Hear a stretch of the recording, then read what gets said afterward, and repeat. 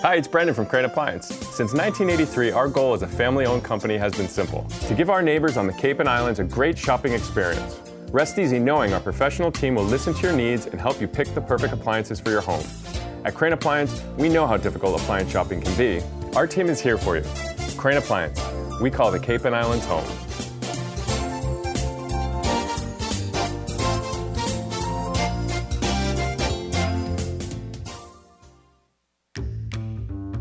Carlson Printing, 508-548-7303.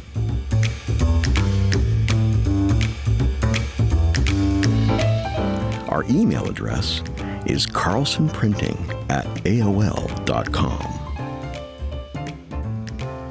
Carlson Printing, for all your printing needs.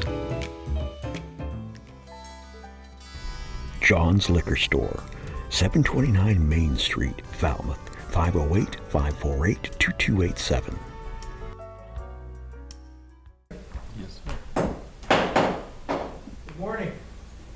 This is the Saturday, September 20th, 2025 meeting of the Falmouth Select Board. It is our strategic planning workshop, and it is now 9:03. And I would ask my fellow members to stand for the pledge of Allegiance to the flag of the United States of America and to the republic for which it stands, one nation, under God, indivisible, with liberty and justice for all. Okay. Thank you. I want to thank all of the members for being here this morning. Mr. Colton, who we'll hear from, Mr. Renshaw and Mr. Johnson-Stout. Mr. Renshaw, would you start us off here? Thank you, Mr. Chairman. I'd love to. Good morning, everybody. Mr. Chairman, Select Board, as you know, every year, at least for the past few years, in the fall, August, September timeframe, we gather to review and consider updates to the strategic plan, FY23 to FY27 strategic plan as it stands. The last update we made was October of last year. So this morning, we are pleased to have a senior associate with the Collins Institute, Mr. David Colton. David is going to walk us through. He's got a really robust agenda this morning. To let you all know, and I think most of you know this already, this is going to be the first of a series of 3 sessions with David. So with that, Mr. Chairman, turn it back over to you. Okay, thank you. Mr. Colton, why don't you lay out some ground rules for us, and would you like us to do introductions of any sort? I saw that as...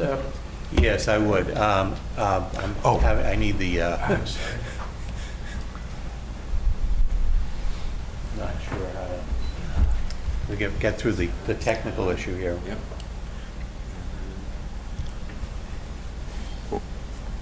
There's the whole introduction. I just barely remembered to turn mine back on. The red on is on. Why can't we just leave them on? Pretty good. I don't want to hear everybody hearing you chewing. Okay. I play a lot of video games and it's push to talk, so I'm a natural. Well, while we're getting that together, let's... Your mic's off too. this No, it's on. It's on. It's red. Oh, red is on. It's very confusing. Oh my that's- goodness. While we're getting the PowerPoint fired up here, I'll introduce myself. As Mike said, my name is David Colton. I am a senior associate with the Collins Center for Public Management at University of Massachusetts, Boston. The Collins Center it was established many years ago by the legislature to provide consulting services to cities and towns, primarily in Massachusetts, although we do serve state agencies, and we have some clients in other New England states. So my background,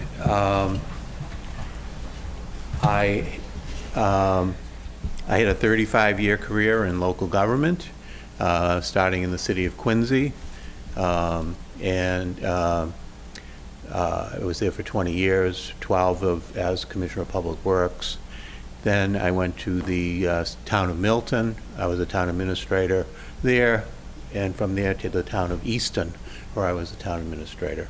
I've been with the center since 2017. I work in many different areas in the center. I'm on the finance team, I'm on the HR team, and I do workshops like this. Most recently on the Cape, in Cape and Islands, Oak Bluffs and Barnstable. So I'm happy to be here at Falmouth to facilitate your update to your plan. So to start things off, why don't you let me know a little bit about yourselves, and maybe to start off with something interesting. So maybe tell me something you bring to the select board that might be a little unique. Okay, well, I'll start. I guess I'm Bob Scally. This is my third year on the select board. In June, I was elected to be the chair. I guess I don't see anything particularly unique. I'm an attorney. I've almost 50 years practicing, and I've been in the private sector, the nonprofit sector, the government sector, worked for the state of New York for an agency for a number of years. So I think what I bring to the board is that rather broad perspective of all the different sectors that intersect with the work that we do here on the select board. So that's me. Thank you. All right. Good morning. I'm Heather Goldstone, currently serving as vice chairman, my second year on the board. I guess two unique things that I would say I bring to the board. I have a background in science and science journalism. And through that journalism, well, both of those, I guess, I would say I bring a focus more on asking the right questions than finding a particular answer.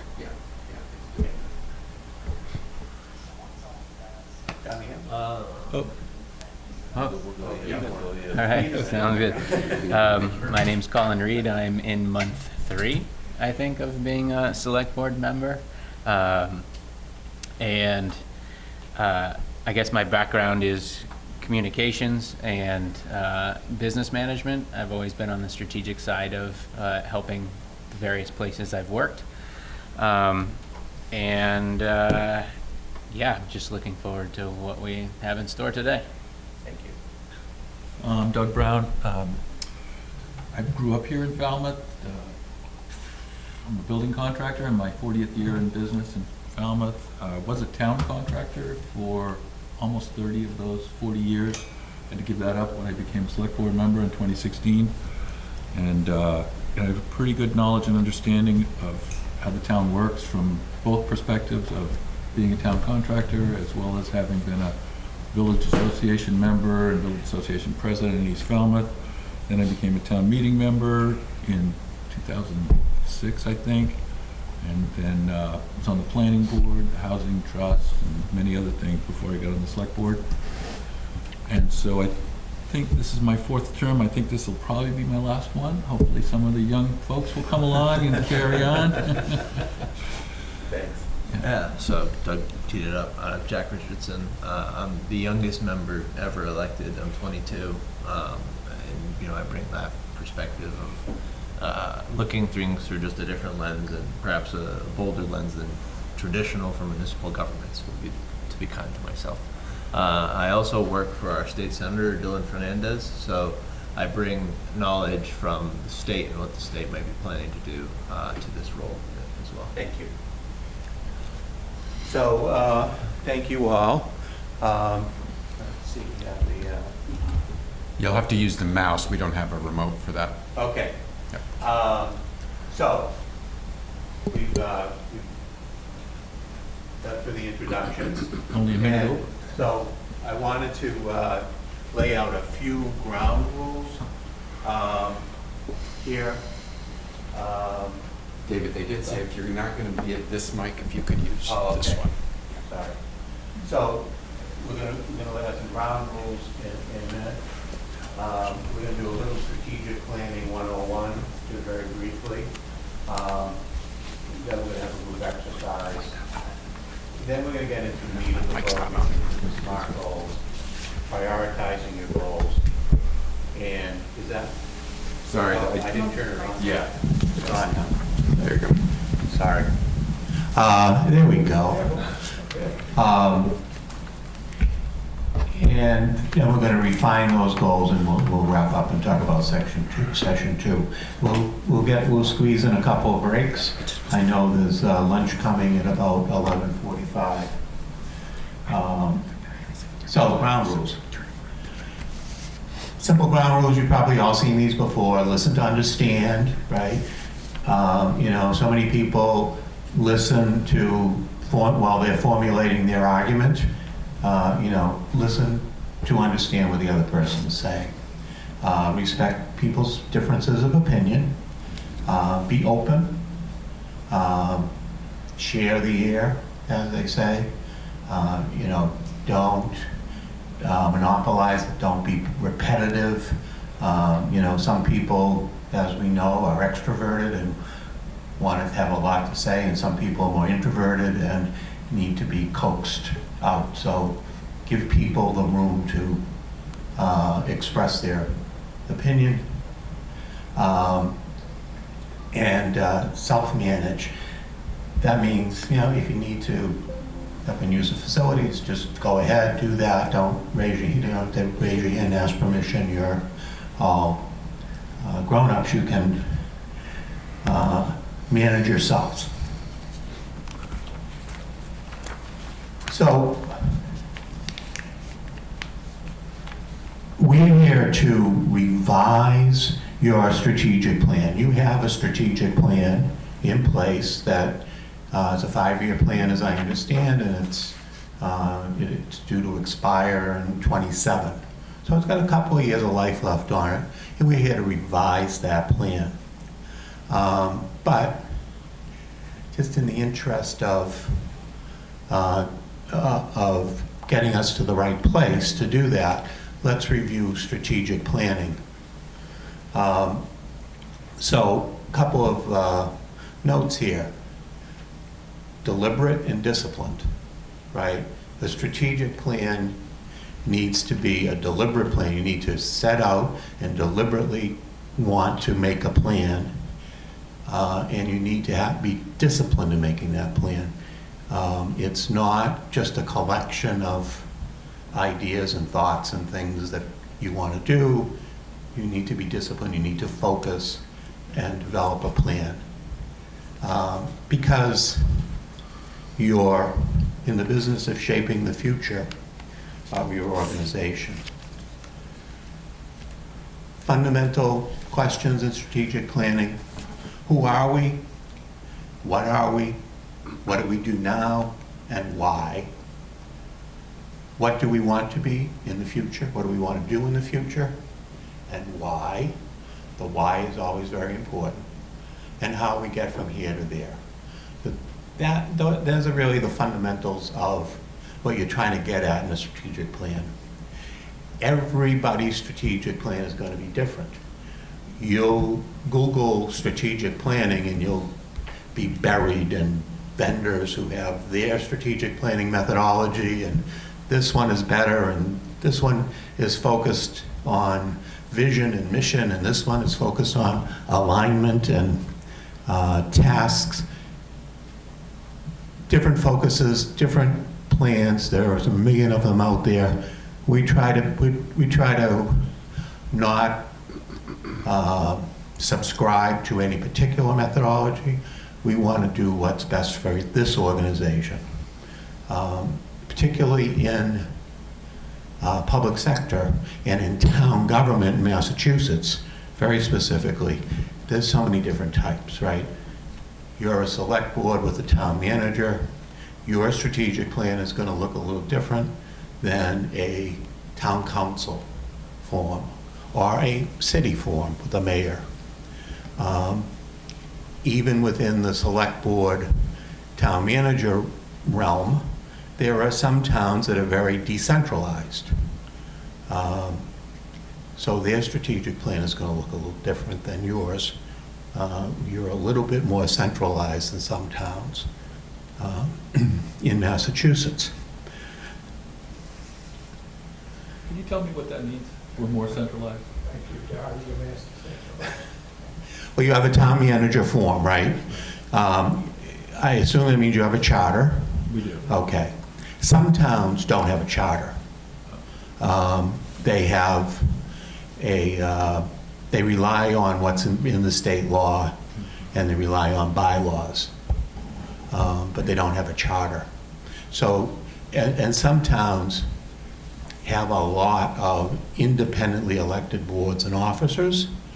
I'm not sure exactly where you fall in that range here, but lots of towns have elected clerks and treasurers and collectors and elected planning boards, elected, everything's elected, and they're very independent. So your local government is very decentralized.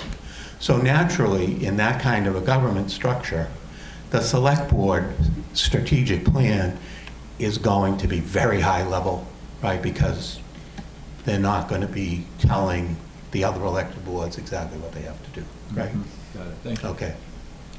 And we were more elected, and we've been phasing it out over the years. Okay. So you're somewhere in the middle. Yeah. Yeah, okay. So the first thing you need to do in doing a strategic plan is lay the foundation. Plan the plan, that just means who's responsible for the plan, what the time frame is, who's going to be involved, who you're going to talk to when you put this plan together. Just plan the plan. You got to think about how you're going to do the plan. You need to do a stakeholder assessment. That's simply just identifying who your stakeholders are, what they need from the organization, what they need from you, and what you need from them to be successful, right? Could I stop you there, Doug, for a Yeah. second? So, and that struck me when I was looking through the earlier PowerPoint, but how interactive or how robust is that stakeholder assessment in developing the plan? I mean, are we actually going out and asking for assistance as we develop the strategic plan? Yes, you should. Right now, we're in the process of revising the plan, and after this workshop, we're going to be sending out a survey to department heads and select board and committee chairs that, we're in the middle of putting together that list. So you're going to be getting their input during this process. So there's certainly stakeholders in this process. If you were starting from scratch and said, we're building a new strategic plan, this one's done, we're going to do a new one, then you would start with a more robust assessment of who do you need to talk to. Community and so forth. Right. We're going to have to get your name tag, David. I'm sorry. Thank you, Doug. Mandate analysis is kind of like what I was talking about earlier in terms of how the plan is for you, right? It's not a mandated analysis, it's an analysis of your mandate. So what is your level of authority?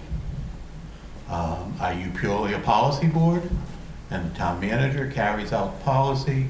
Are you a working select board that actually rolls up their sleeves and does things? I mean, there's still towns out there where select board members are actually working for the town. So there's a range, and you need to understand what your mandate is. Should we talk about that while we're on it? Sure. We did used to have 3 full-time select board members, and then we changed that when we did the town charter. Okay. And we became a 5-member, mostly like a sort of a volunteer policy setting board. Mm-hmm. And really the town manager is a strong town manager, so he has the ability to do everything he needs to do day to day. So your mandate is really to set policy, I think yes. right? Okay. I guess I would add to that in that we are somewhere in the middle of the range in terms of centralization. Mm-hmm. We do have an independent, planning board, board of health, ZBA. We have 40-ish volunteer advisory committees and working groups.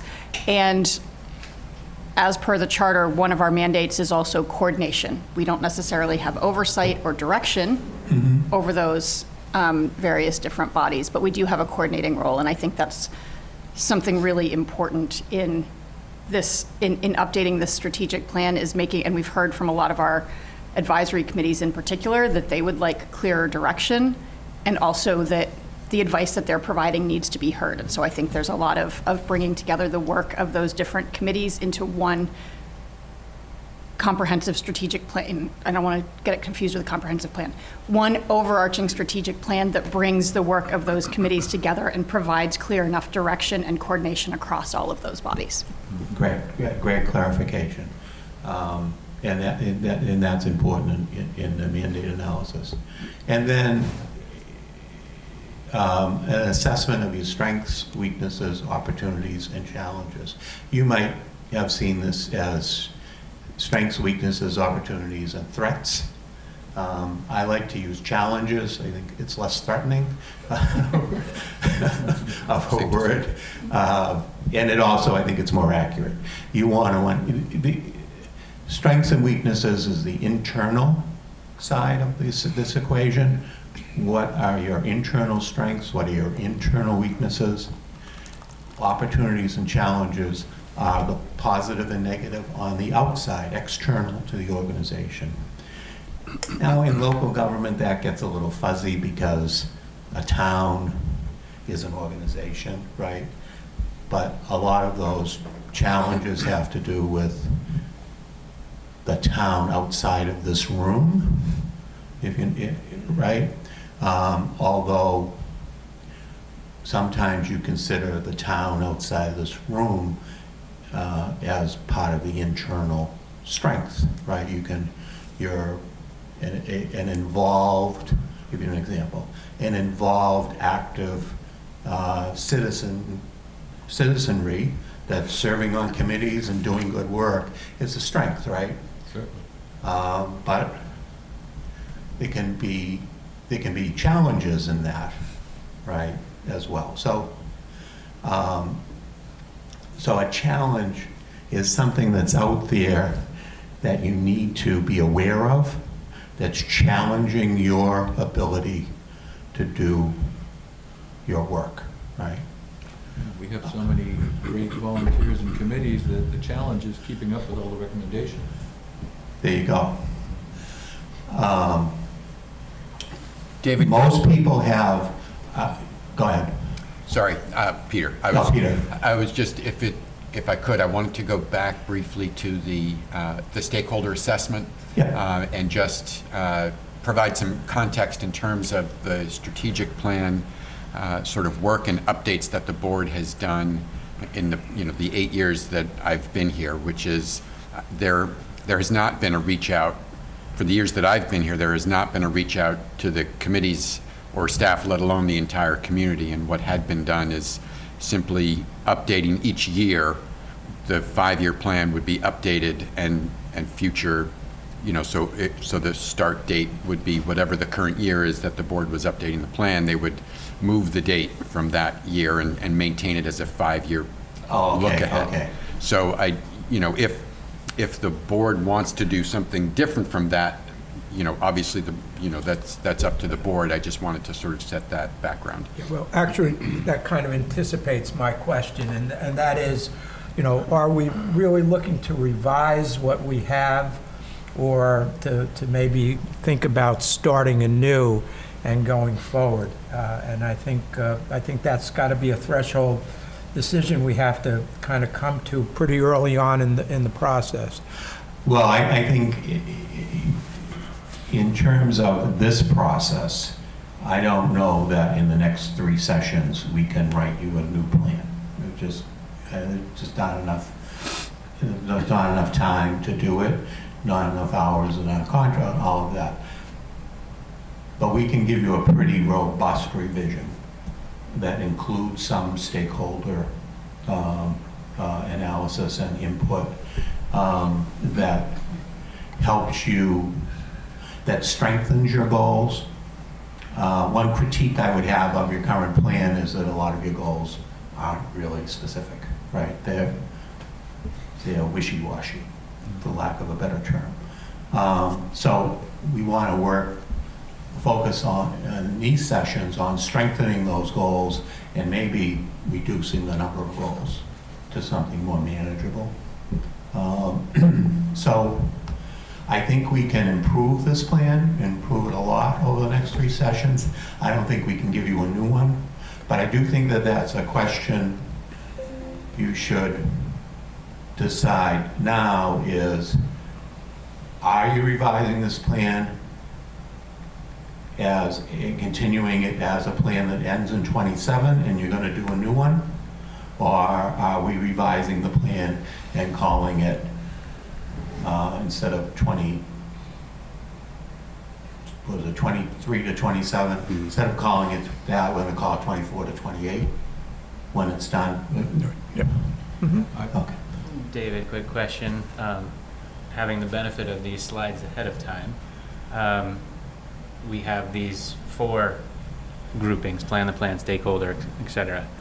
But doesn't seem that we're doing that in any of the following slides. So are these threads that we bring to each of the slides, and we then, when we talk about, vision and strategy, we bring in plan the plan, stakeholder assessment? Because if not, maybe it's worthwhile to spend a little bit on these 4 now if they're not going to be threads later. Okay. Because I'm new to this and I'm still trying to figure out what is our mandate. I think we have a general idea of the stakeholders. My questions that come in, and these are kind of global big questions that I presented in my response to you, is what is the flow down of these recommendations of the strategic plan?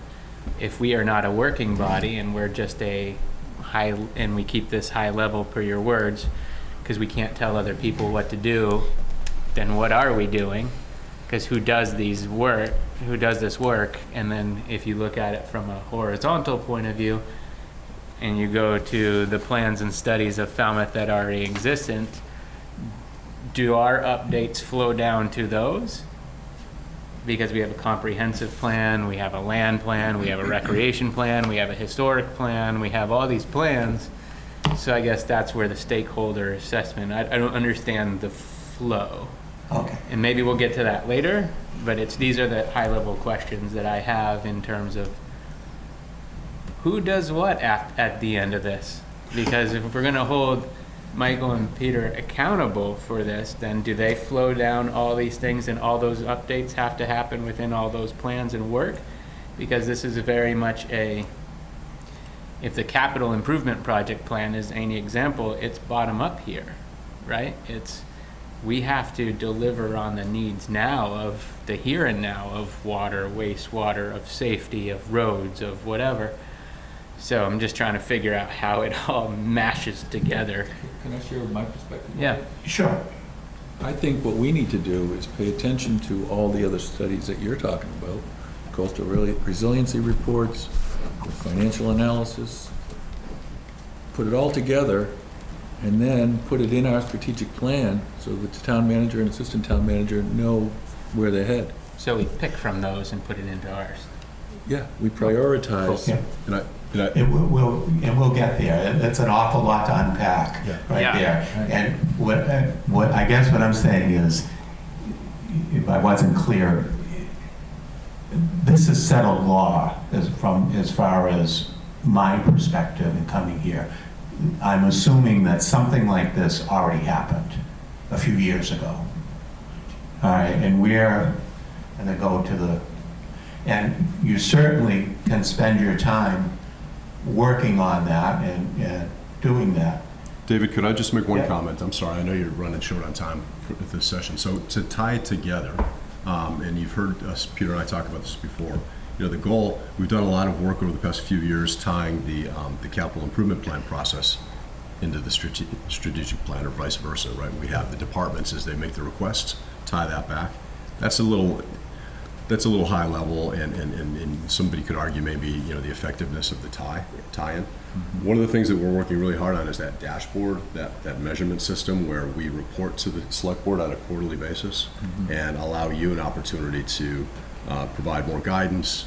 You know, that's a resource allocation tool is the way I see it as well. If we're falling short on making certain targets and milestones, then that's our effort or our opportunity to bring those challenges to the select board. So that's the tie-in, I hope, and the involvement and the engagement. And like Peter said, I had hoped when I came here a few years ago that there had been more of the engagement at the staff level, because that's really, you know, those folks at the staff level are actually doing the work under our direction and ultimately your oversight and then policy leadership. So I think a lot of this will clear up for you in a few minutes. The next step is to straighten out your vision and strategy. What's your mission, right? In a classic strategic plan. It doesn't make sense to have a strategic plan that's not in alignment with the organization's mission, because you want everybody on the team trying to accomplish the same mission, right? You don't want 10 missions.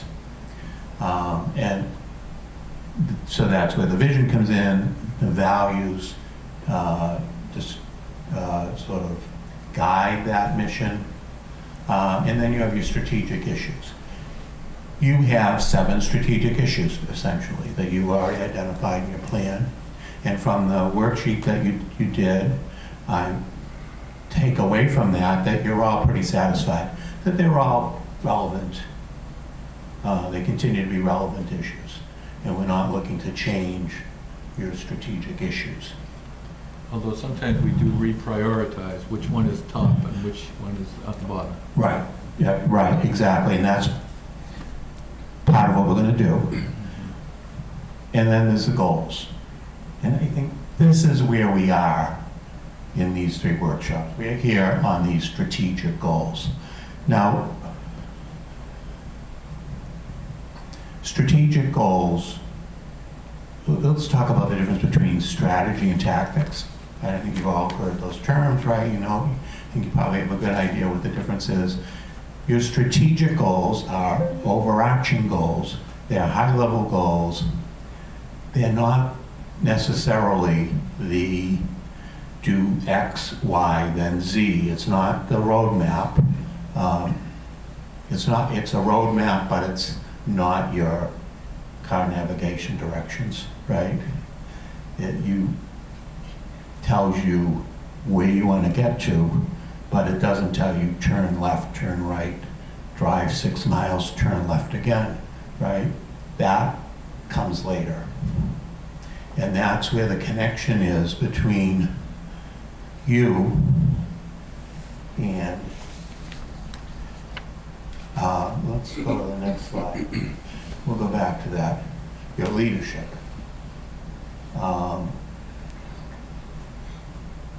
You have leadership and coordination. Part of your role is to coordinate. You provide the town leadership and a town manager and assistant town manager. This is where they come in. What are the tactics? What are the action plans? And that's what you're working on in your strategic planning process, I know, with your department heads. All right, you're coming up with, you're using key performance indicators and so forth to measure where you're going. And you have certain tactics that you're employing to get there. Correct me if I'm wrong. Correct. Okay, so this is kind of the next level down. This is where it gets more specific.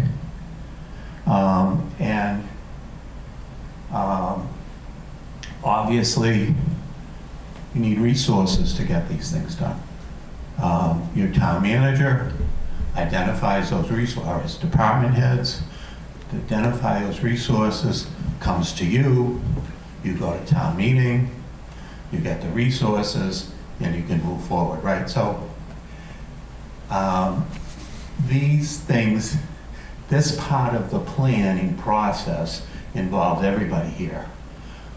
Prior to that, it's really the board with some input from stakeholders. Go ahead. The only thing I will say here, because I don't think it really fits into this, but I think at some point it should be in here that the structure of our government, and I don't know if the charter, you might know this, Doug, if that's already what's part of the charter committee's plan, but I think every few years, from an efficiency standpoint, every few years, I mean every 5 years or so, the actual structure, because a lot of towns have recently changed away from this model, and the only reason I'm bringing it up now is what you just mentioned was like 4 steps, but those are 4 very long steps when you need to wait for town meeting and go for things. So, political government major, I think town council would fit Falmouth very well, but I don't want to direct a conversation in that way at all. I just thought this would be a good point, maybe somewhere in there to look at the forms of government. Just to throw it out there, the charter review is done every 5 to 7 years, and part of their review is whether or not our government system is working as it is. If they feel like it's not working, they would recommend the formation of a charter commission. Then it takes it to the next level, and it's a public process to the whole town considers whether or not they want to change it. Thank you. That was my question. Do you have a charter review committee? Yeah. So one thing that's a danger in laying these things out step by step, the 4 steps, is it ignores the fact that a lot of this is happening at the same time, right? So it's not like you go through all of this and then you go to town meeting 2 years later. It's a more iterative process than step by step. Go ahead. Can I ask a clarifying question for my thinking moving forward? Because while it can be easy to say this is what a goal is, in my experience in this process, people are often thinking at a lot of different levels, and I'm familiar with a framework that has an additional step in it, or an additional layer to what you mentioned, right? Where you would have an overarching goal, strategies, objectives, and tactics. And I guess as we talk about moving forward SMART goals for our strategic plan, I want to make sure we're all thinking on the same level. Are you thinking that for each issue area, there is one strategic goal, and that's kind of a high level, and there may be very specific objectives that are SMART goals, that are numbers and within that? Or are we looking for one SMART goal, one quantitative, measurable SMART goal for each of those issue areas? Yeah, and my question is, the way I hear you, I think what you're saying in relation to our current plan is a lot of the things that are stated as goals are really tactical goals, as opposed to strategic goals, and kind of missing that interim step that you're referring that we need to do. A few of them are a few of them might be a little tactical. I think moreover, my critique of the plan is that it's too high level, right? It doesn't have enough details in these areas. And to answer your question, if you look at your current plan, you've got the 7 areas, and within each area, you've got a category of ongoing goals within the strategic priority area R. Well, that doesn't really mean much, right? You want, in place of that, you want to have that one overarching goal for housing, for example, right? I guess, and then the specific actionable goals, which are objectives, right, in your strategic plan, they're the ones you want to make SMART and say, so they're specific, they're measurable, they're achievable, they're relevant. And in the relevant category is where you bring in the connectivity in the organization, the connecting your goal, a housing goal, to the production plan or the comprehensive plan, connecting a sustainability goal to your open space plan, right? That's where you want to make them relevant to the organization and the other relevant to the other stakeholders, relevant to the other plans that you've already spent resources on developing. You don't want to ignore them, right? So that's where that comes in. And then time bound. So you set out a goal that says, well, you have a goal here, 60 deed-restricted affordable rental units annually. So that's over the next 5 years. So you've got the time in that one. That's got to be changed to 80 every year. Okay. Yeah. Now, It's you may not 60 want to every keep year. that Oh, particular 60? goal. Every year. I made that mistake in my first meeting. Okay, good. Thank You you. may not want to keep that particular goal. I'm not saying that, but that has a lot of the attributes of a SMART goal. On the other hand, contract with creative contractors to establish innovative ways to increase affordable housing stock through existing infrastructure. Kind of big, right? I appreciate that. Can you go back one slide? Yeah. So with this, I guess it's two questions. Using this as an example, I feel that there's a line kind of between leadership and coordination and the action plans based on where we were just before that last question, which was once we set a high level goal, the action plans and tactical goals move over to town offices and flow down and flow up to say, this is the roadmap to how we get there. We're saying we want to go from Cape Cod to San Diego by way of going through the Badlands and then back down, right? That's the big one.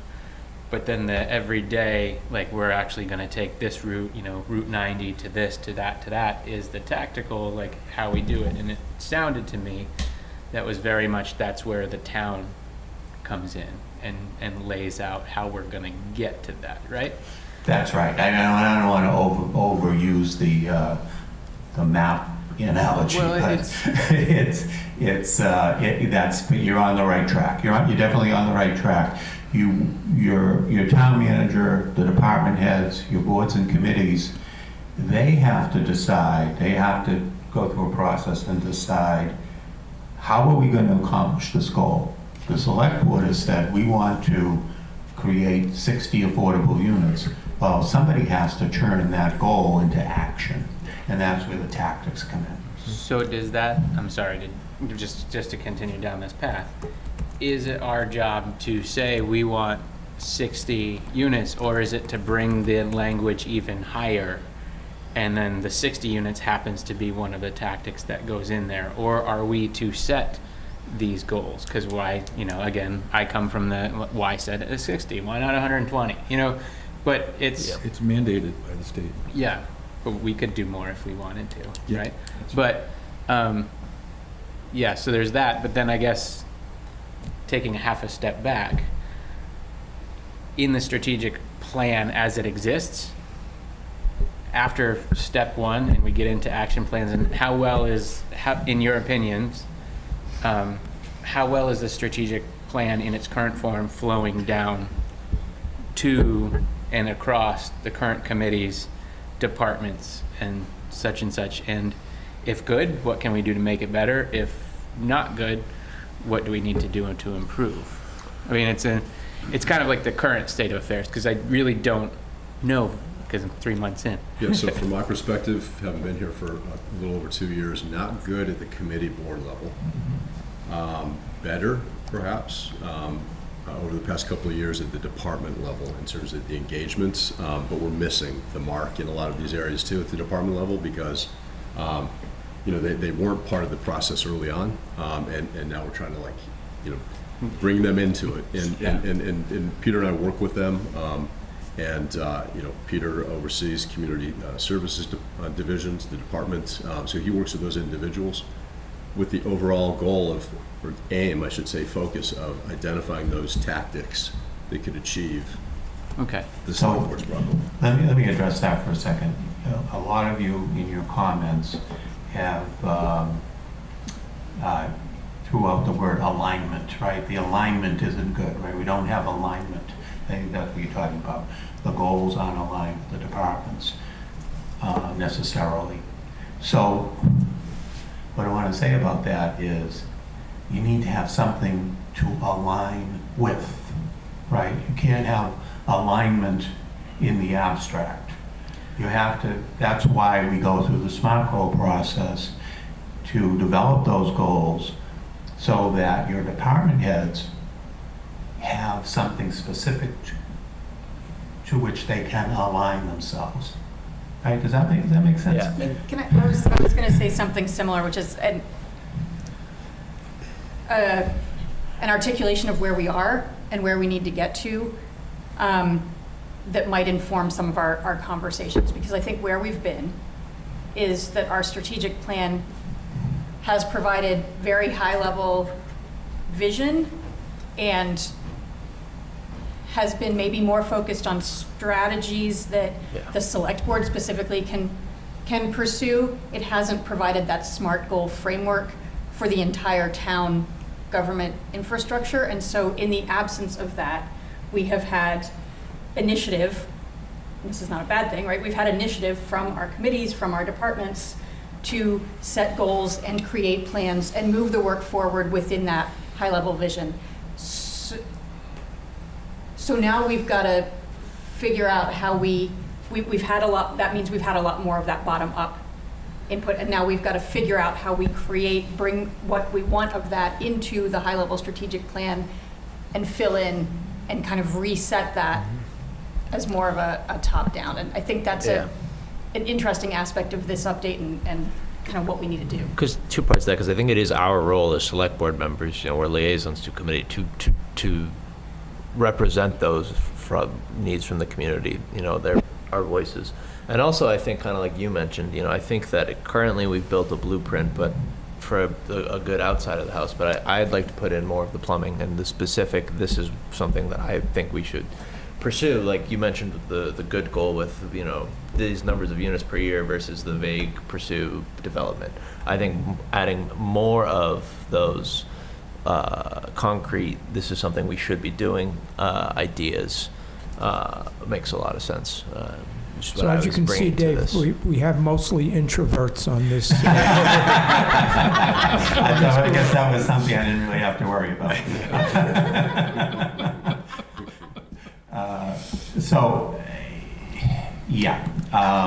All very good points. All very good points, and I think as we go along, you'll see how we address those points. Like I said before, every strategic plan is different, and every process is a little different depending on the organization you're doing. So I think the right fit for you is kind of what we're talking about, which is let's get some strategic goals down so that your department heads can decide what they have to do to implement them. David, in some organizations, let me finish my thought. In some organizations, you as your board would stop at the high level. These are the 7 areas, and this is the overarching goal for each of those areas. And you would say to your manager, or your executive director, or your CEO, come back to us and tell us how you're going to do that. And then they would come up with the goals. I think in a town, it's a little different. And I think for a town like Falmouth, you're still a little bit decentralized. You have a strong manager, but not not at. You have a strong manager, but you also still have a strong select board, I guess is what I want to say. And you need to be involved in setting some of those details. Yeah. So go ahead. I just wanted to follow on Heather's point, which is a really good one in terms of, I think, Heather, you're right that the strategic plan to this point has been mostly focused on the domain of the select board and the town manager. And the charter does say that the select board is the chief policy setting board, which indicates that perhaps the strategic plan should go beyond that. But it does get tricky, right? Because the select board cannot dictate per se what the ZBA does, what the Board of Health does, what the Conservation Commission does. And I think that is New England's structural, for better or worse, decentralization. Now, that said, what I've never seen you know, I've only worked in 4 communities, and you know, all very different. The limited opportunity that the select board has to sort of influence and bring policy coherence to all of those disparate regulatory independent boards. You know, one is, you know, adopt a strategic plan and hope that they care about it. And then the second is to use the appointment process to say, these are our views, you know, we're looking for folks whose priorities align with ours. I think that's a very high performance level select board, which I have not yet seen. So, I want to make a couple of points here. The messy part of doing a strategic plan for a town is the fact that you do have some bottom-up stuff, you have some top-down stuff, you have some lateral stuff. Everything is coming to you from different directions, right? So it gets a little messy. Secondly, the independent boards. It varies significantly from town to town, but the independent board, you're the chief policy-making board of the town. You're essentially the CEO of the town. Those boards have a responsibility to pay attention to what policy you set, right? They have a responsibility to follow your policy. It's like, I'll give you a more straightforward example, human resource policy, right? If you have an independent board that hires people independently, they still have to follow town human resources policy, right? They have a responsibility to do that. Now that varies from town to town. Some elected boards in some towns are able to get away with, you know, we'll do what we're going to do. Some towns, it's very, the culture is that it's very well understood that the Board of Assessors has to pay attention to the policy set by the select board. Okay, so I don't know where you fit in there, but it's something to keep in mind.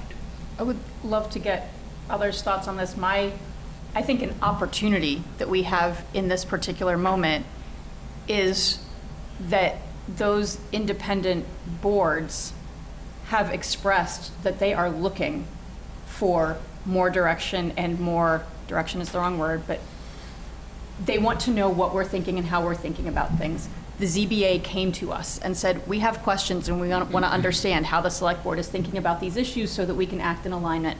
We had our first joint meeting in a long time with the planning board, and there was a lot of, we want to understand how you're thinking about this so we can be acting in alignment. Not asking for overstep, right? But asking for that, like, we want to know that we're all pulling in the same direction. So I think that's a real opportunity that we have at the moment. So speaking of all pulling in the same direction, I think this exercise will help you do that and help you see how difficult that is. Yeah, can I just clarify one Sure. thing, though, in relation to that? At the same time, we have a select board policy that we want to make sure we keep the transfer station operational because it's strategic for us. And then we have the Bikeways Committee recommending ripping up the tracks. So they're free to have their own speech. Right, they are. They don't They're have to listen absolutely to us. and free to disagree and provide advice. That's absolutely how the system should work. All I'm saying is that I think we have, in general, an ecosystem where our many different committees and boards are very open to greater alignment and coordination. And another example is the Board of Health determined that it wasn't their role to appoint somebody to the committee that we created for short-term rentals, which is clearly under the purview of the Board of Health or the Health Department. So they don't always really, not really always interested. I have yet to see a town where perfect alignment is possible. Right. And certainly the zoning board of appeals and our desire for affordable housing sometimes gets tied up in the process of the zoning board of appeals. And, I think that's another area that we need to express our real policy, that we want to within the confines of law and regulations and time requirements to try and speed things up there. So I want to kind of keep things rolling along. Thank you, Okay. Mr. Chairman. I'll keep things rolling along here. We do have 3 sessions. You've got 7 areas, 7 sets of goals to go through. That's going to take time. But to kind of kick things off here, I'm going to stop talking and let you do some work for about 10 minutes. Discuss the reasons as a group each of you decided to seek election to the select board. Why did you decide to run? What did you want to do? Find commonalities, which are common ground, and then write a group statement that says we, not I, we sought election to the select board because we value, or we have these values in common. Okay, does that sound doable? Yeah. Okay, you have about 10 minutes for that. Well, I guess I'll start it off. Don't get too close there, because it really, I guess I'll start it off. it makes it really fuzzy if you're too close to the mic. Okay. So, you know, I mean, I think we all touched upon it, Dave, when you asked us for our introductions as to why we, you know, are here. You know, I'd say that that I thought that my experience that I mentioned before, you know, 50 years in the different sectors, you know, I had the qualifications, the experience to bring something, you know, to the select board. You know, I think I certainly saw 2025 as a focal point for certain big decisions that had to come to the select board for discussion and action, and felt that I had the experience to be able to assist the board in coming to those rather big decisions with respect to housing, with respect to wastewater, you know, and a number of other issues. So. Do you want to just go around, or? Sure. Yeah. I pursued election for 2 reasons. One, from just a viewpoint perspective, as I mentioned, I think that it's important to have younger voices in government. I nowhere in the country do I think young people get involved enough, and I wanted to perhaps set an example and offer a different perspective. Secondly, I base a lot of my values and a lot of the way I work on a class perspective, and the way that Falmouth has had an increasing, more than other parts of the country, a decreasing middle class, and the wealth that has entered this town, to me, is a problem. And I ran for the board because I want to pursue ways that we can capitalize off this wealth and have it go back into the community and keep Falmouth an affordable community. Well, I started because, you know, I just saw things that were being done that were kind of got my attention as a contractor. I saw the Main Street renovation, although it was a great project. The first thing that caught my eye was the curb was set too low from 1910 or whenever it was. And I went into the town administrator's office and I said, who's in charge of that Main Street project? And Peter Boyer said, well, that would be me. And I said, well, those curbs need to be raised. And the contractor, I hear now, is not using the sand tone concrete that he was supposed to use. And he said, well, you know, there's a lot of stuff under there. He gave me the reasons why they agreed to remove the sand tone concrete. And he said, don't worry about the curbs. They're right. And, you know, turns out then the sidewalks are slanted and, you know, they had to put these blue stones. That got me involved in the town. That's when I got into town meeting. I volunteered to be on the town building committee, thinking I was going to have some kind of purview over all the town construction projects, but that was totally different. We only had limited purview over particular projects that we were awarded an interest in. So then I got involved in the housing trust, and then I got onto the planning board, and the select board was the next natural progression. I had intended to wait till later in my life before doing it. I thought I'd do it in retirement, but events came into play that pushed me to go a little sooner. I'm glad I did, because now when I retire, I'll be retired from this too.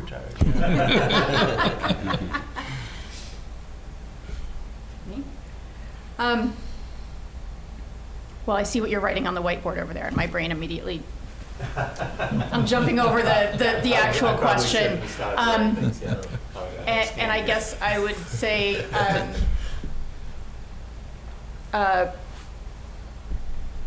big decisions, hard conversations, long-term thinking. I saw our town struggling to grapple with really foundational issues of environmental quality, affordability, inclusivity, financial and, I already said environment, but it's financial and environmental sustainability and thriving, and wanted to be part of thinking about those issues in a really ambitious and long-term way to shape our community so that my kids, and I guess my family is a sandwich generation to Jack, right?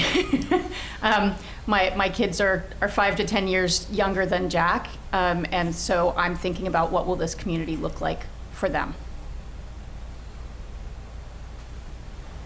And hope they can afford to live here, right? Yeah. Not only can they afford to live here, but they want to live here. Right.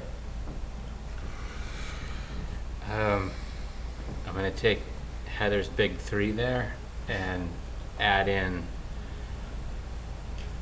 things are going to happen outside of our alignment or our goals.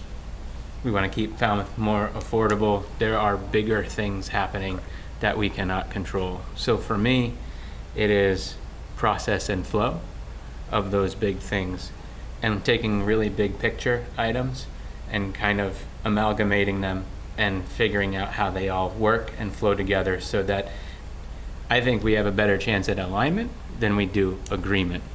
I think we can align, but we don't have to have full agreement from the committees, the boards that are independent, right? But we can set some high-level strategic goals and then let the rest of the process kind of fill up from the bottom up of how we want to achieve those goals, and that gets us to those SMART kind of things. But process and flow and looking at the interconnectivity of everything is kind of where, you know, my MO always has been, and where I am in this process and why I came to the select board, which is we have big, huge tasks in front of us.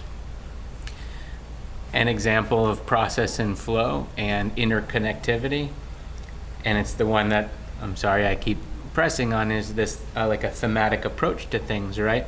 We can't address it in the way we're currently doing things in the form of isolated agenda items or isolated conversations here and there. We have to have big ones. So when I think about coming to the board, it's if we're going to talk about housing, well, we're going to bring in all the interconnected elements so that we're making the best decision possible with all the people that are working on it instead of just haphazardly picking a new goal over here. So that's kind of, I want to see that interconnectivity, that integration of all these plans into our goals. So like coming out of this kind of activity, I'd like to see that high level goal, like expand affordable housing and workforce housing, right, as a big one. But then how does that integrate to the housing plan? How does that integrate to the zoning plan? How does that integrate into this plan? And kind of see that roll out so that when we go to them, we say, hey, does this align with your thinking? Because this is our thinking. And then we kind of push and pull there. So that's when I think about my skills and skill sets, to answer your question, why I wanted to join the select board, it's finding commonalities amongst many working groups to then figure out how to put forth, because some things are under our control, some of them are not. I'd like to just jump on Peter's point. Aside from regulatory and policy, we do have the power of agenda setting, appointment setting, and budget, right? And I think that's where we have to find alignment in the end, which is, we can set all the goals we want, but if everybody's out firing in their own directions, then we're not going to achieve much. But I think we have a real opportunity here to help. Okay, so what did you all hear? What did you all hear? I hear we're all getting to know each other, but I'm concerned that we're not really going to get into the actual plan. Are we going to do that today? That's why we have 3 meetings. We'll have to get down right now with our So certainly that we all feel that the big decisions that we're facing are something that was the motivating reason why many of us decided to see whether our experience, our qualifications could help the town, reach these big decisions. And so. Yeah. So what I hear is what you have in common is that you all think there are some really big decisions to be made around affordability, around wastewater, environmental sustainability, around financial stability, the economics of the town, the economics of the town. And you all think you have something that you bring to that, right? That can be helpful, right? So Right. there's your common value, right? You the common value is that you value your expertise, right? Yeah, Right. I can Because tell we you, value film. I can tell you the reason I ran for this last term when I hadn't initially planned to was specifically because of our capital plan, our capital budget. Now that we've identified all the needs that we have, the funding for it's going to be, I think, is our biggest challenge in the next few years. So. Sure. Yeah, I mean, that's very similar to me, where for me, I think there's revenue bases or buckets that I want to dip into more because of the way our community's changed. So from similar, perspective of the finances of increasing our revenue so we can pay for these big projects. And I got bigger projects that I want to put in the plan, I'm sure, which isn't surprising. Yeah. Yeah, so. Right. And the other thing I think I hear you all value is having some ability to manage change, right? Yeah. Right. Right. There are big changes out there in the wider world coming your way already here, and you want to have some role in managing that change. Right. All right, so I don't want to spend too much time on that. So, SMART goals. All right, I'm going to quickly just run over what SMART goals are. A SMART goal is specific. Just use the microphone. Oh, sorry. I turned it off and I put it somewhere. We got plenty of microphones. We'll find it. Ah, here it is. There, found it. Okay, SMART goals. SMART goal is specific, all right? I don't think I need to explain what specific means. It's measurable.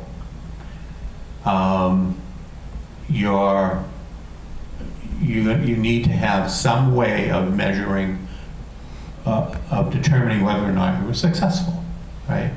How far along are you in that goal? How many housing units did you create this year? What was your goal? Your goal was 60, you created 45. Okay, tells you something. Is it attainable? When you set out your goal, you want to make sure it's attainable. So again, I keep going back to that one housing example. You want 60 units. Is 60 units attainable? Do you think you can do 60 units a year? Should your goal maybe be 45? Nope. Is 60 units easily attainable and you should be doing 90? What's attainable in your goal setting? Can I ask you, or just offer that sometimes we don't know if it's attainable, like the ocean outfall. We're the first ones to do that in forever. So we don't know if it's attainable, but it's still a goal. And we don't know if it's measurable because we don't even know what the steps are. But yet we're making great progress, but we threw it out there as an objective. Yeah, and a lot of this is subjective. And, if you don't know what's attainable, who does, right? So Only time can tell. You, as the select board, you get to say, we think this is attainable. Yeah, and the reason why You we have think to it's know. and the reason why we think it's attainable is our staff has told us, Well, we're getting there. that it is attainable. It is now. Now we feel confident. But initially, when we first got started, we didn't know. And that happens sometimes. Well, a goal could be find out what's attainable, Right. right? By X date, Mhm. right? So, Same thing with the urine diverting toilets. It's still a goal. We keep moving the goalposts, but we're still trying. but relevance can mean many things, right? Is it, and I think for purposes of this discussion, is it relevant to the rest of the organization? Vertically, especially laterally as well. Does your housing goal, is your housing goal, how does your housing goal relate to your housing production plan? It's in it. Is it in it? Yeah, that's Yeah. where it came from. Okay, so you have to assume that's a relevant goal. Time bound, so your goals need to have some milestones along the way, right?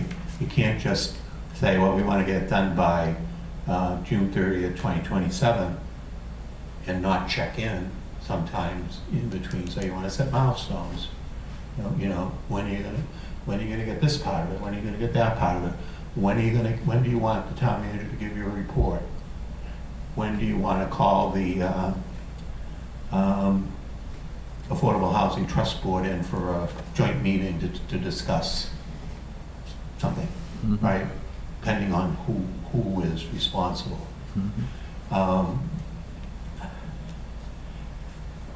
Measurable and attainable also mean that you have to have accountability. Some unique in these goals, it can't be measurable if nobody's measuring it, right? And it can't be attainable if nobody's working on it, or if you don't know who's working on it. So you want those, you have to identify who's responsible, who are you, when you want to know what's going on the progress of this goal, who you're going to call, who you're going to put on your agenda for your next meeting to ask. But that doesn't Right. change for us, right? We go to the town management that has different folks, right? Right, but I mean, you could do that. You could put the town manager's responsible on every single goal, but I think you want to go one level below that. Obviously, he's responsible, but So the way that we have this new platform established, we have responsible persons assigned to specific goals within the plan, within the 7 key focus areas. I'd like to, one of the results of these 3 sessions, I like to see, we talked about the boards and committees' involvement in this process. I'd like to see them tied into this somehow, some way as well. Because right now, Peter and I are working with the departments, and the department heads, the managers, assign individuals within their work groups to enter the data, so to speak, and you're going to see the results of that in a couple of weeks. But right now, I think what we're missing is that important piece, the advisory boards and committees and their role in all of this process too, because they could have, the way I see this, David, they could have some goals as well and objectives, right, through their committee work, I think. Yeah. oh, absolutely, absolutely. And right now, there's none of that. It literally is just, it's Peter and I managing the department managers who then manage their folks to come up with the KPIs that are tracking progress towards achieving these goals. That's. And our reach, go ahead. our reach only goes to you Yeah. and to the committees that with whom we work. Your job is to hold your folks accountable. We don't jump that and True, go in that's there. correct. So that's correct. kind of yeah, the ultimately hold Right. me accountable for getting the yeah. results. But the tie-in and the engagement, which I think is important, whether it be the board or committee members or even the department heads, is the quarterly reports that we've been talking about, right? Where we come in front of you and tell you where we're at, status-wise, in regards to all of these, attaining all of these smart. And the only reason I asked that clarification is because I have been part in previous employments where overreach has happened and it turns into micromanagement. Yes. And I want to make sure that this board does not do that, that we give you the responsibility and authority to do your managing accordingly, and we just set the goals accordingly. Right, and I'm not advocating for micromanaging in any way, shape, manner, or form. No. But what I'm saying is, you need to know, it's the town manager's responsibility, but you need to know who as a Who's town doing it. manager has assigned this to. Yep. And that needs to be in your plan. Also, as Mike said, the next element is who else is involved, Yep. right? Is there there are committees involved, the Conservation Commission involved in this? They may not be responsible for it, but you need them. You need their input is important to this goal. Do we need their input at this stage? No, you just need to Theoretically. identify whose input you're gonna need. But I mean, as far as setting goals, As far as setting goals, well, you're gonna be getting some of that input that's what, after this first, between the first and second with your workshop. survey to the Right. other board. Okay. Okay. Okay? Good. So, that's SMART goals in 5 minutes or less. Some strategies for achieving your SMART goals. Obviously, you want to practice the art of the possible. As I said, establish milestones in the finish line. You want to gather your necessary resources, identify outcomes and deliverables, assign accountability, seek participation and buy-in. It's where these, who you're going to identify as who else do you need to talk to. And the goals should relate somehow to your mission, vision, and values. Like I said at the beginning, if there's 10 different missions, that doesn't work. Certainly, boards and committees and even department heads can have their own goals, but this process starts with you. You're the chief elected body of the town. And when, as a department head, I'm setting goals for my department, what do I want to do? What do I don't want to do? Be unclear. I don't want to be unclear, and I don't want to set a goal that is Unrealistic. that is at odds with your goals, Right. right? You should all be on the same page. So it has to kind of start with you.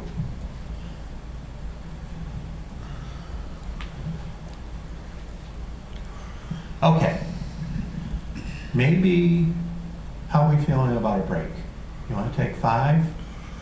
Okay, and then we'll start with prioritization. All right, back in 5 minutes. Back in the room, so I'm just going to move on. Here we go. So, what we're going to do next is try to prioritize some goals. Now, I noticed in your plan, you have these specific actual goals within the strategic area, listed for each strategic area. In some areas, you have a list as long as my arm. In other areas, you have one. So we need, one of the goals of this is to fix that, right? Get that one that's as long as your arm, a little shorter, and add a few goals to the ones that aren't. So we're going to focus on today, I'm going to try to get through a couple of these areas. We'll start with housing. And then maybe, I don't know, maybe we'll do, well, I'll leave that to be a mystery for now. Dave, could I just ask one question before we go? Yeah. Do you think it is wise for us to prioritize the goals rather than having them listed presumably in alphabetical order, although I don't know how housing comes first alphabetically? But I mean, would it be better to be, when we do develop this, to actually prioritize those goals as opposed to putting them in some kind of order that's not prioritized? When you write your plan, I'm of the school of thought that says they're all important, don't prioritize them, don't say, we have 5 housing goals we want to accomplish, but this one is more important than that one.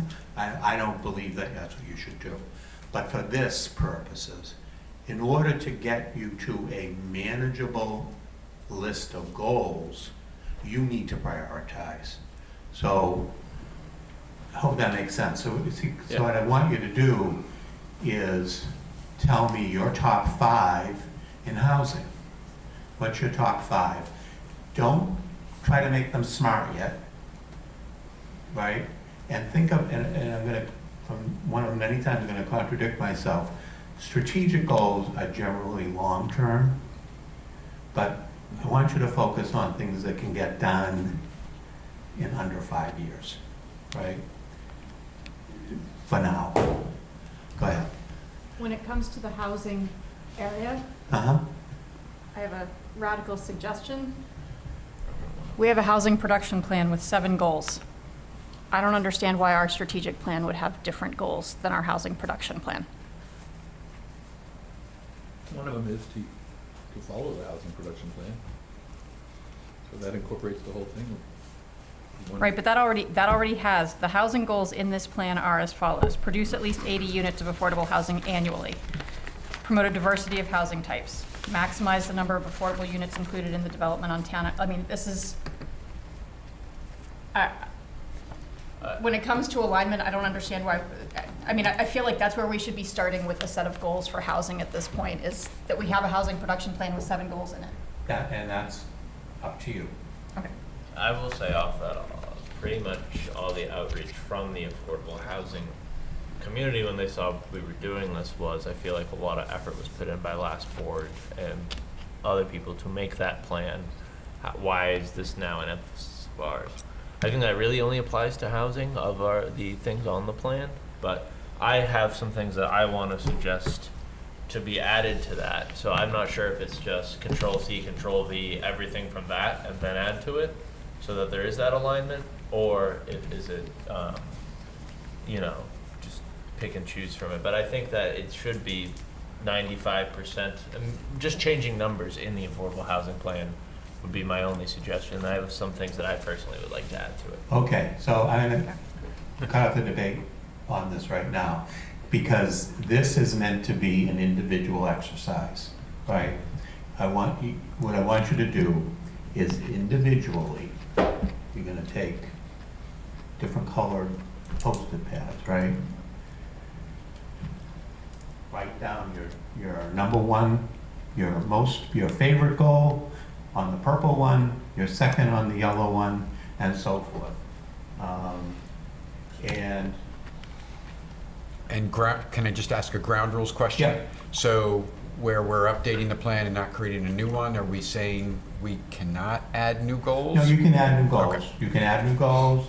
You have the current goals with you, so you can refer to those. You can say, you know, you can pick 5 from that list. You can pick 5 new ones. It's up to you at this point. And don't worry about them being in perfect form. Right? Your goal could be implement the production plan. Right? So, is that clear? Not really. Okay, how can I make it more clear? Don't get ahead of me. Am I going to take a Post-it and write my new idea that I want to incorporate into our You can, plan? yeah, if you want a new plan, you want a new idea, Okay. That was my question. you can put a new idea, you can just put ideas that are already here. But what are your, You can build on the existing. You can make build them on the better, existing plan. More specific, more smart. Okay. Okay? But at the end of the day, if there's a goal that isn't in any one of your top 5, we're going to set it aside. We can come back to it later, but for now, we're going to set it aside. Okay, so we're going to end up working on the goals that you individually think are in your top 5 today. Okay, does that make sense? Do we do one of each color? So, I need more. I know, I need more purple. Pass them around. So we're just doing purple right now? Or we No, do no, take pick up of each one of color, pass everything? them around. That's how the priority is. Right. So Gotcha. you're gonna put your top one on the purple, second on Yep. the yellow, So many purple things. third on the blue, fourth on the pink. They all fifth can't on be the pink. priorities. They're all priorities. And that's where we get into trouble. Yeah. I'm gonna flip a Okay, coin now. will. My apologies in advance for my handwriting. Yeah, handwriting does not count. Look at spelling. Just one question. So the way the plan is, we have ongoing specific, which ones are we focusing on? That's up to you. I mean, I would look at the specific ones first, but if there's one of those ongoing goals that you think should be a specific goal, more important, You're gonna have extras left then over. You know, it's one of the specific goals, I don't know if it makes a lot of, you know, a lot of sense to me. do that. Do you agree? So once everybody has This their time period, it'd be nice to sum up consolidate. It never has made a lot of sense to me. colored paper, You don't get to do it. Can't Peter and Mike have some? Yeah. Can't Peter and Mike have some too, like I would No, I agree. mean, this is- wishing for a better select board? or- Cut out the letters of the newspaper and like magazines, I say you can. I Tie the handwriting to anybody. I appreciate that you I say don't it's know our which one. activity, Now I gotta put but it in order. As we're all far a as team here. your You're top living it five every day. goals go, there are no We rules. talk. This is your domain. You can have 5 all new ones. If you think they're more important than anything on that plan, the current plan, you can have 5 goals on that plan, and put them in priority order. So we're gonna do this for each of the 7. We're gonna do this for each of the 7. We're gonna start with housing. Oh, so these are, okay, so this today is we're housing. gonna- Just yeah, okay, great, Today we're great. gonna See, do I housing told you and we're one gonna other need more one. purple. We're gonna try to. Today, get housing and We're one gonna other. do housing. Okay. How do you spell municipal? M-U-N-I-C-I-P-A-L. Next up, select board spelling bee. Yeah. Both of my brother and my father are dyslexic. I allegedly am not. I don't know how that works, so.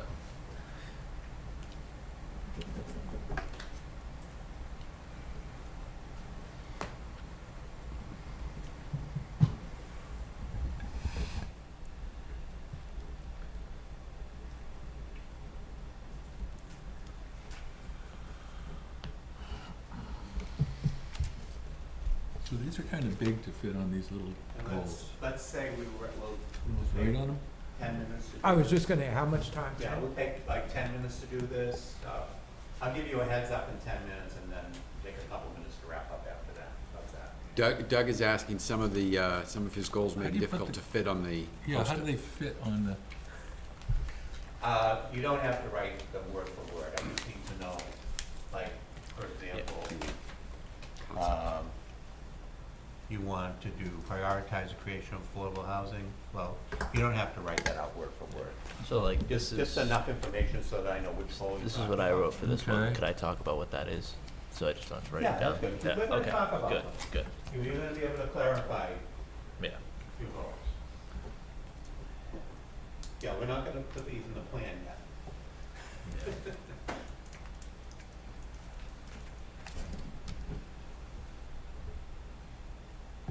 I mean, no.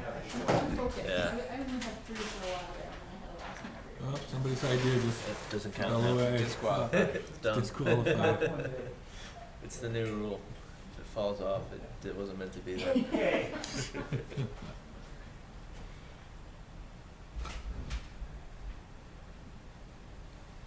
I'm going to do the purples. First priorities. Expand affordable and workforce housing. More ideas are falling to the wayside.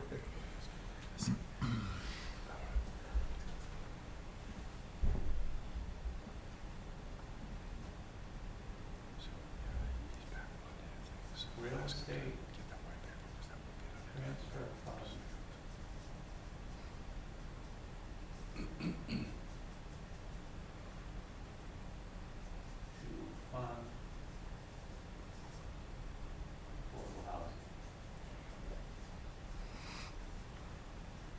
did a home rule petition for that, but it didn't get passed in the legislature. It's gonna be a meeting next week where Dan's gonna invite all the select board members to speak. Yeah. This- I got it on my schedule. 80 units Because they did the state legislatures to on Wednesday. at State no time. Germany, Thomas Mobley, all one.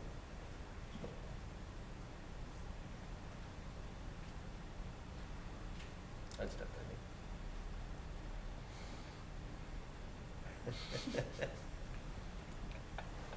Okay, so this says large-scale deed restriction Restricted, yeah. and purchase of properties, Bingo. right? Nice job. Sure you weren't supposed to be a medical doctor?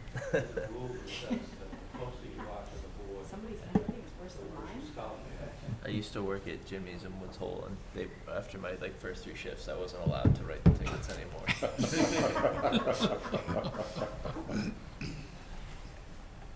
So I scooped ice cream All after right, here that. we have an entire generation. Yeah, I mean, I can They type great. don't, Yeah. they don't write anything. No. Anything. Right. And they don't care about spelling either. Okay. Well, because you type and you have spell check. Yeah.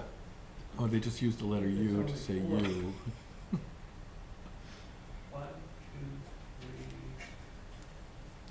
3. Yeah, I don't even know if I like properly know cursive. There it is. My dad had very. You write checks? Specific. I do, but I usually just sign JPR. And that But works. in the dollar amount? You don't use Yeah. cursive? No. Hmm. No. To favor I don't even have a checkbook anymore. year. Why is that? Why is cursive the standard for writing out the letters of the check? The amount? I Yeah. don't know, I just thought it was. I'm a block printer. I think, that's how I do it too. You do? Okay. Yeah, block them. Huh.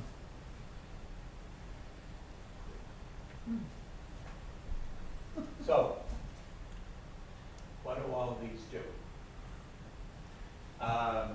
Mine creates new revenue. Increase our housing stock.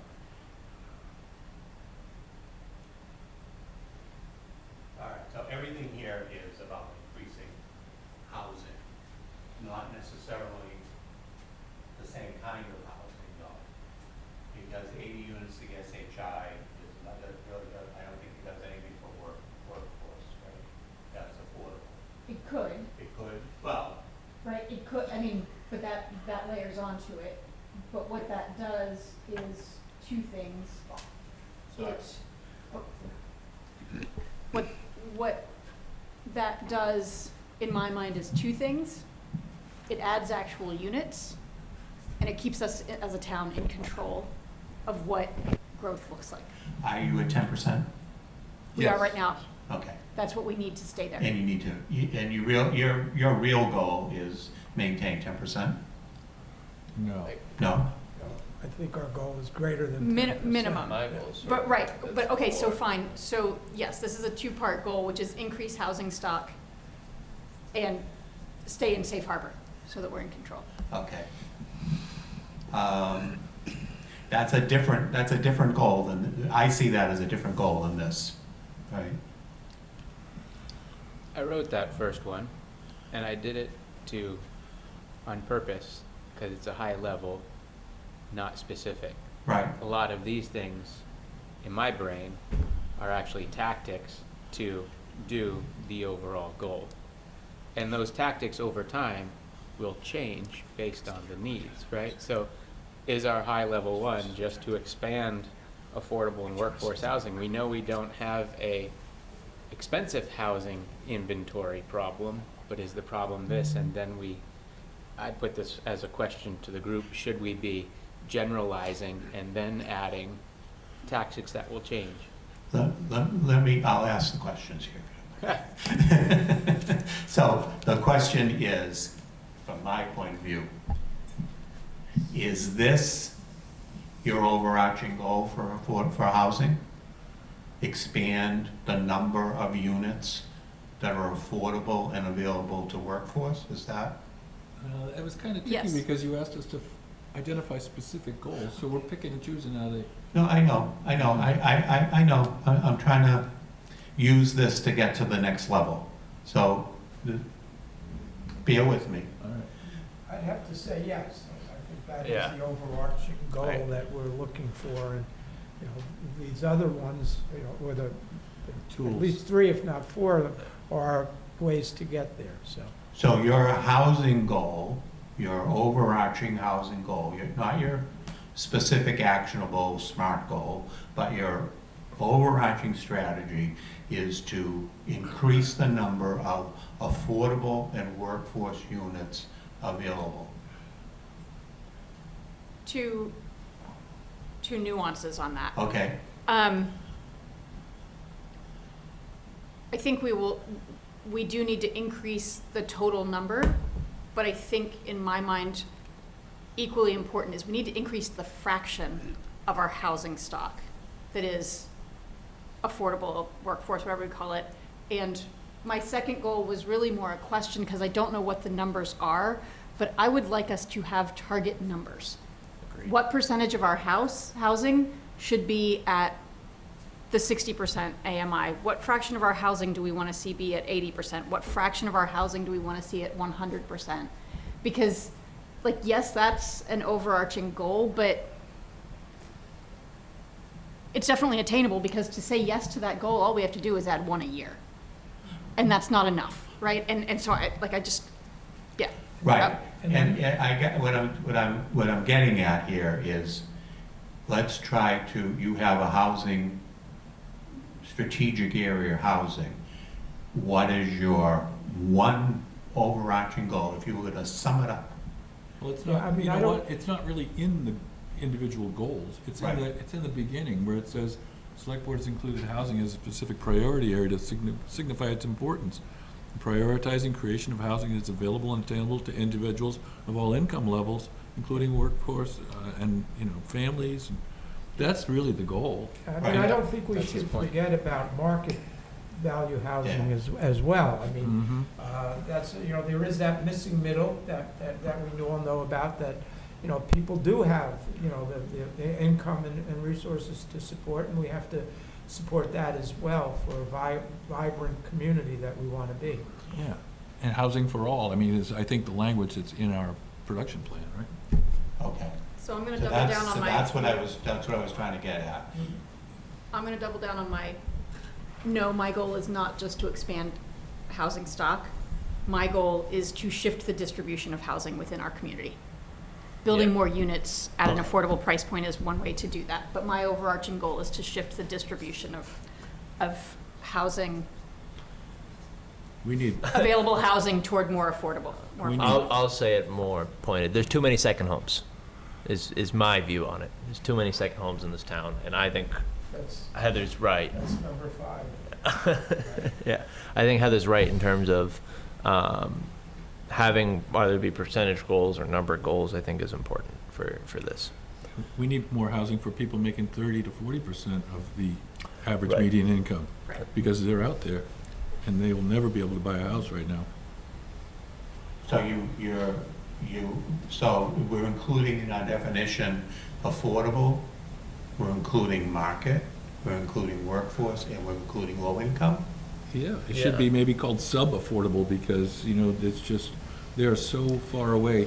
As wealthy people move here and take their money out of their retirement accounts, their income is so much higher than the person that's working at the hardware store or McDonald's that it's becoming, the average median income is becoming so high that it's making it unrealistic for people at the lower end to ever have a chance to buy anything. And I will say that I think this discussion is affected by the higher level stuff where, as Bob said, our missing middle is so missing that that's why when we just say affordable, I think sometimes that's just looped into it automatically because it literally doesn't exist anymore.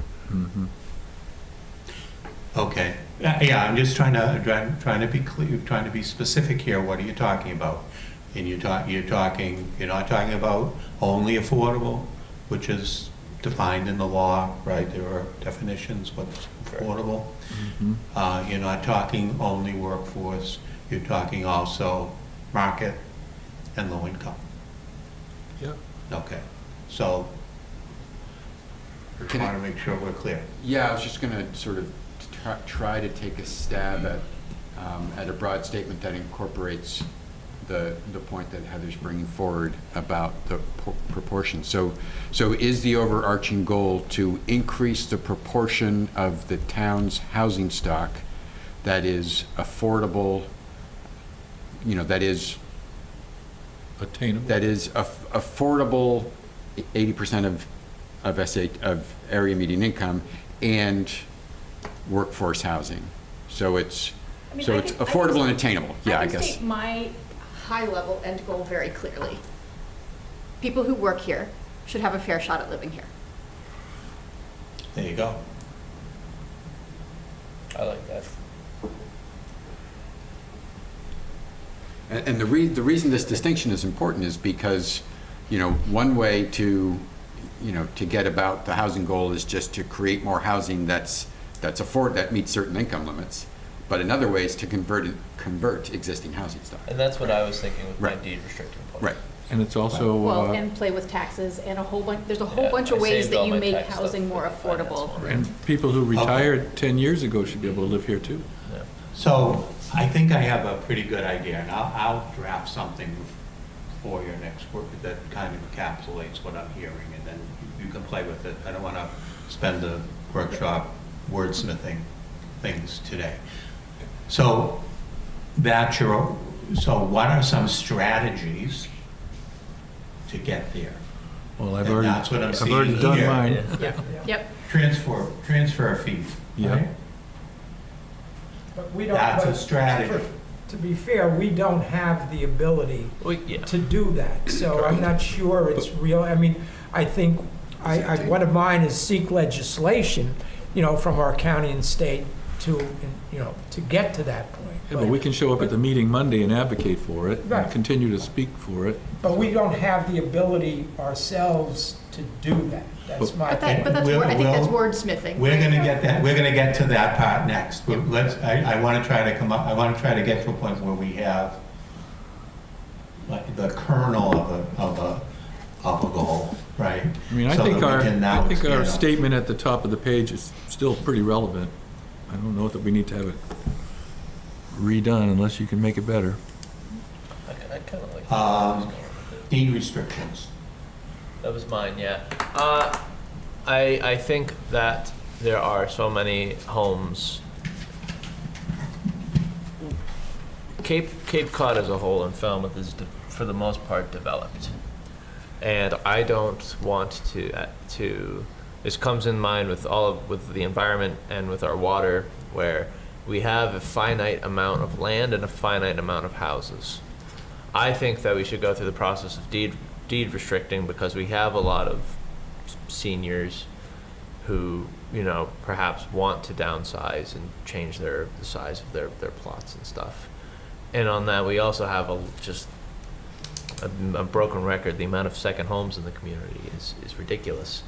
And I don't think the town, any ways that we can have the capital to, whatever property it makes sense, maybe there'll be a housing crash soon, is what it looks like. Purchasing up properties that are, whether it be a good sized lot or in a good area or in a good floodplain, I think we should pursue that, because I think that is the best way to, on a time scale wise, and on a making as many people happy while achieving our goals. I think deed restricting is one of the most important tools for that. So let's divide the question here, as they say in the legislature. Deed restrictions and purchasing property can be two different things, right? Sure. So one is you want a program that would purchase deed restrictions, Right. right? Correct. And other is you would want a program that outright purchases property. Correct. And then converts it, Yeah. either existing housing, convert it to affordable or workforce or low income. Who's purchasing the property? This is my big one. Yeah. I would want to pursue municipally owned. Okay, I It's just my wanted to get it out It's there. my second one. I have a much larger one, but Okay. I understand that would it be revolutionary. But it's all, when we talk about state control, we want to stay in control. I want the town to be over in control in terms of, I think there's been some bad developers. Main Street, the one on Lantern Lane. I want the town to have as much control as possible. And I think there's been a lot of really good plans, but we'll get really into the municipal model after this, but I think that the town owning properties would create jobs, would create, some, in the interest of time, we can talk about it when that comes up, but I actually municipally owned housing. Okay, I just wanted to Yeah, get that out no there. worries, That's- no worries. Yep. Yeah, I mean, the two, it's one thing to say somebody wants to sell their house, and for the town to step in, we're going to purchase a deed restriction on this house, so that when you sell it, you'll get your asking price, because it's going to sell to somebody who meets the affordable criteria, but the town is going to pay the difference in a deed restriction. That's one thing. A more likely scenario would be that we use the deed restriction funding to enable someone to purchase a house in the first place. Right. Yeah. Right. Yeah. Even from whichever direction, the town is buying the deed restriction. Right. And it's voluntary, right? You have, somebody wants to sell their house, they're willing to accept the deed restriction as long as they get their money, they don't care. Or they might need a new roof and accept Right. the deed restriction just to, make it a permanent thing and get the money. That's another kind of program. Purchasing the property outright is a different. Yeah. Right. Yeah. So, I was gonna make it my yellow one, but then I thought because it was both around money, I just want to make it one. You tried to get a twofer. I try to get it too. That would be the correct way to say it. Apparently so did I. I thought I was doing like a Yeah. awesome smart goal. all right, so the last one here, add specific programs favor year-round rental options. Such as cash incentives, such as real estate tax exemptions for primary residences that would effectively increase taxes for secondary homes. Tax breaks for year-round renters. Yeah, I mean, all of those. Property owners yeah, that go with all- a year-round lease. Yeah, all of those options that we've all been hearing about. Yeah. So you're talking about financial incentives. Financial incentives so that people will not keep their houses empty for 10 months out of the year and not, and rent them for the other 2, Right. basically. I'm The sure only- this is somewhere in your process, but that's my number 3. The only reason I didn't write it was I just included it in the saving it for finances. Yeah, I mean, it Okay. all depends, it's the prioritizing. It's a ranked choice vote. Yeah. So what I'm seeing here is what we've come to is we've kind of restated that overarching goal in the plan about increasing affordable housing. But we're adding to that all kinds of housing, right? You just want more housing. We want Period. more options. More options. I mean, there is a school of thought that says the reason housing is not affordable is there isn't enough housing available. If you increase the supply of housing, the price will go down. History does not prove that out, but people do believe that. Sometimes it increases the population by bringing more people Right. in. Right. Or the number of empty Okay. houses. Right. And then we've got some specific strategies. Now, the difference between a strategy and a tactic in this case is this is a strategy. Add specific financial incentives to favor year-round rental options. That's, you're beginning to talk about a good strategic goal there, right? And we'll start framing those up. And to go down that path, a tactic would be all of the different financial incentive types.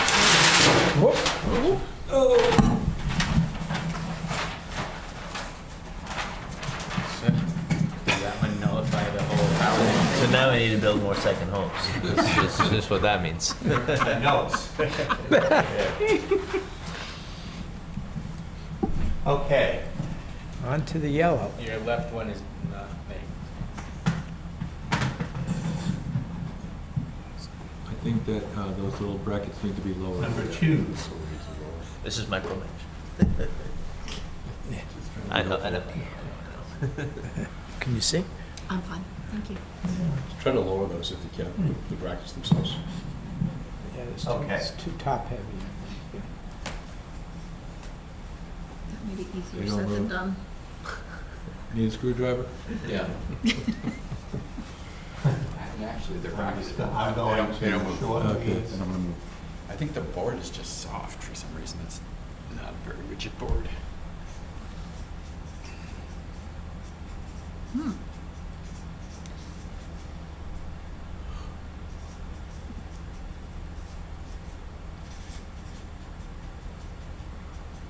What's that top one say?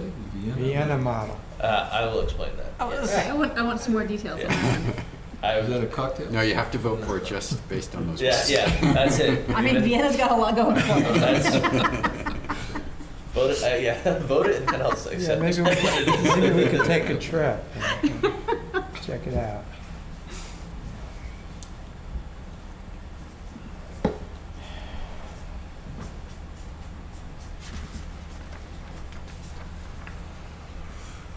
I got a remembrance for Matt Patrick across the street at Liam's today. That's right. I'm gonna swing in there and then. If you're struggling to understand what my question is, I can You normally rephrase my cook. goal, but we already talked about it. Liam's, From what time to what? 12 to 3. And it's to establish Police station is Target. over at 2. targets for Just a tour of it? It's just an open housing house. You at, just Stop in and say uh, hello. I don't know if I'll Stuff get like the. Liam's. distinct income Also, levels. veterans, Bocce. bocce tournament. We'll Good give you a approach. chance to I miss it every year. explain yourself. Because it's a- A minute. It's not really, I'm not that good.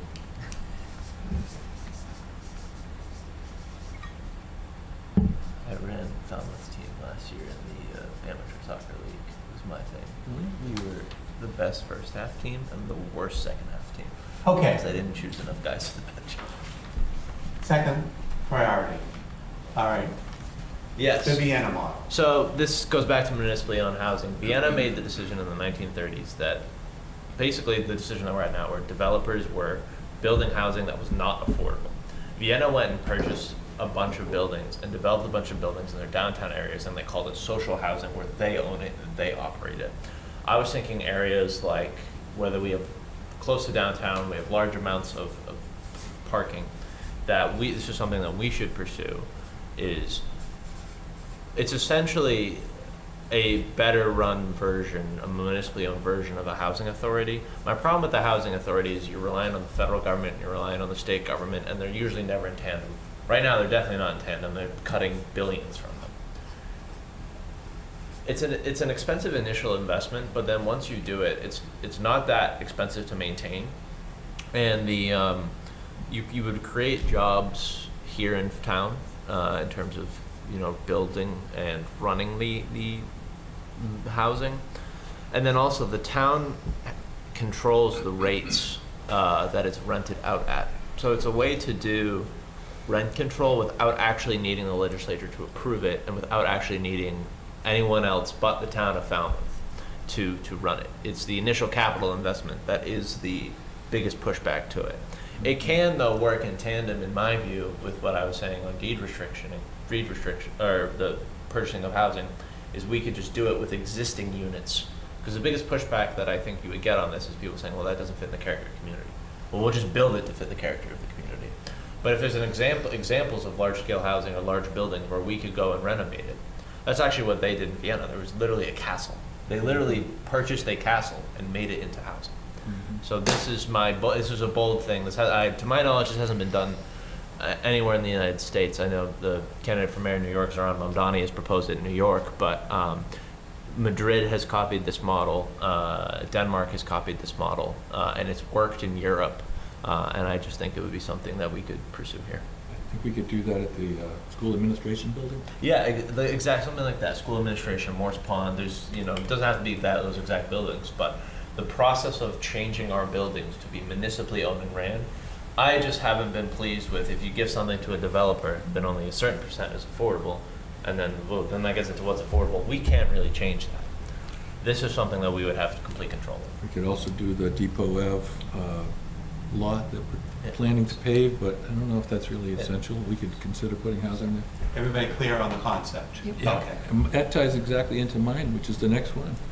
Because the second half, what you didn't write is take advantage of safe harbor in order to build municipal housing that we could identify just for our public safety or school teachers or whatever. Because that's in that safe harbor advantage, I believe. I'd have to read it again, but I think that's included that once you reach that, you don't have to make it available to everyone. It can be specific. It is definitely in the seasonal communities designation. Mhm. I spoke with the UHLC. Okay. That I do know. And you are designated? Not yet. Not yet. We're struggling because the planning board's not sure about tiny homes. Oh. That's the sticking point. We have to opt in. We don't meet the 35% Didn't Cape Cod requirement. invent tiny homes? Yeah. We used to be all tiny homes. We And it seem was to so have quaint. forgotten that. Yeah. I'm gonna put on my notes to follow this. Okay, so take advantage of safe harbor, of having safe harbor. Okay. Preserve character while increasing housing. Elaborate, please.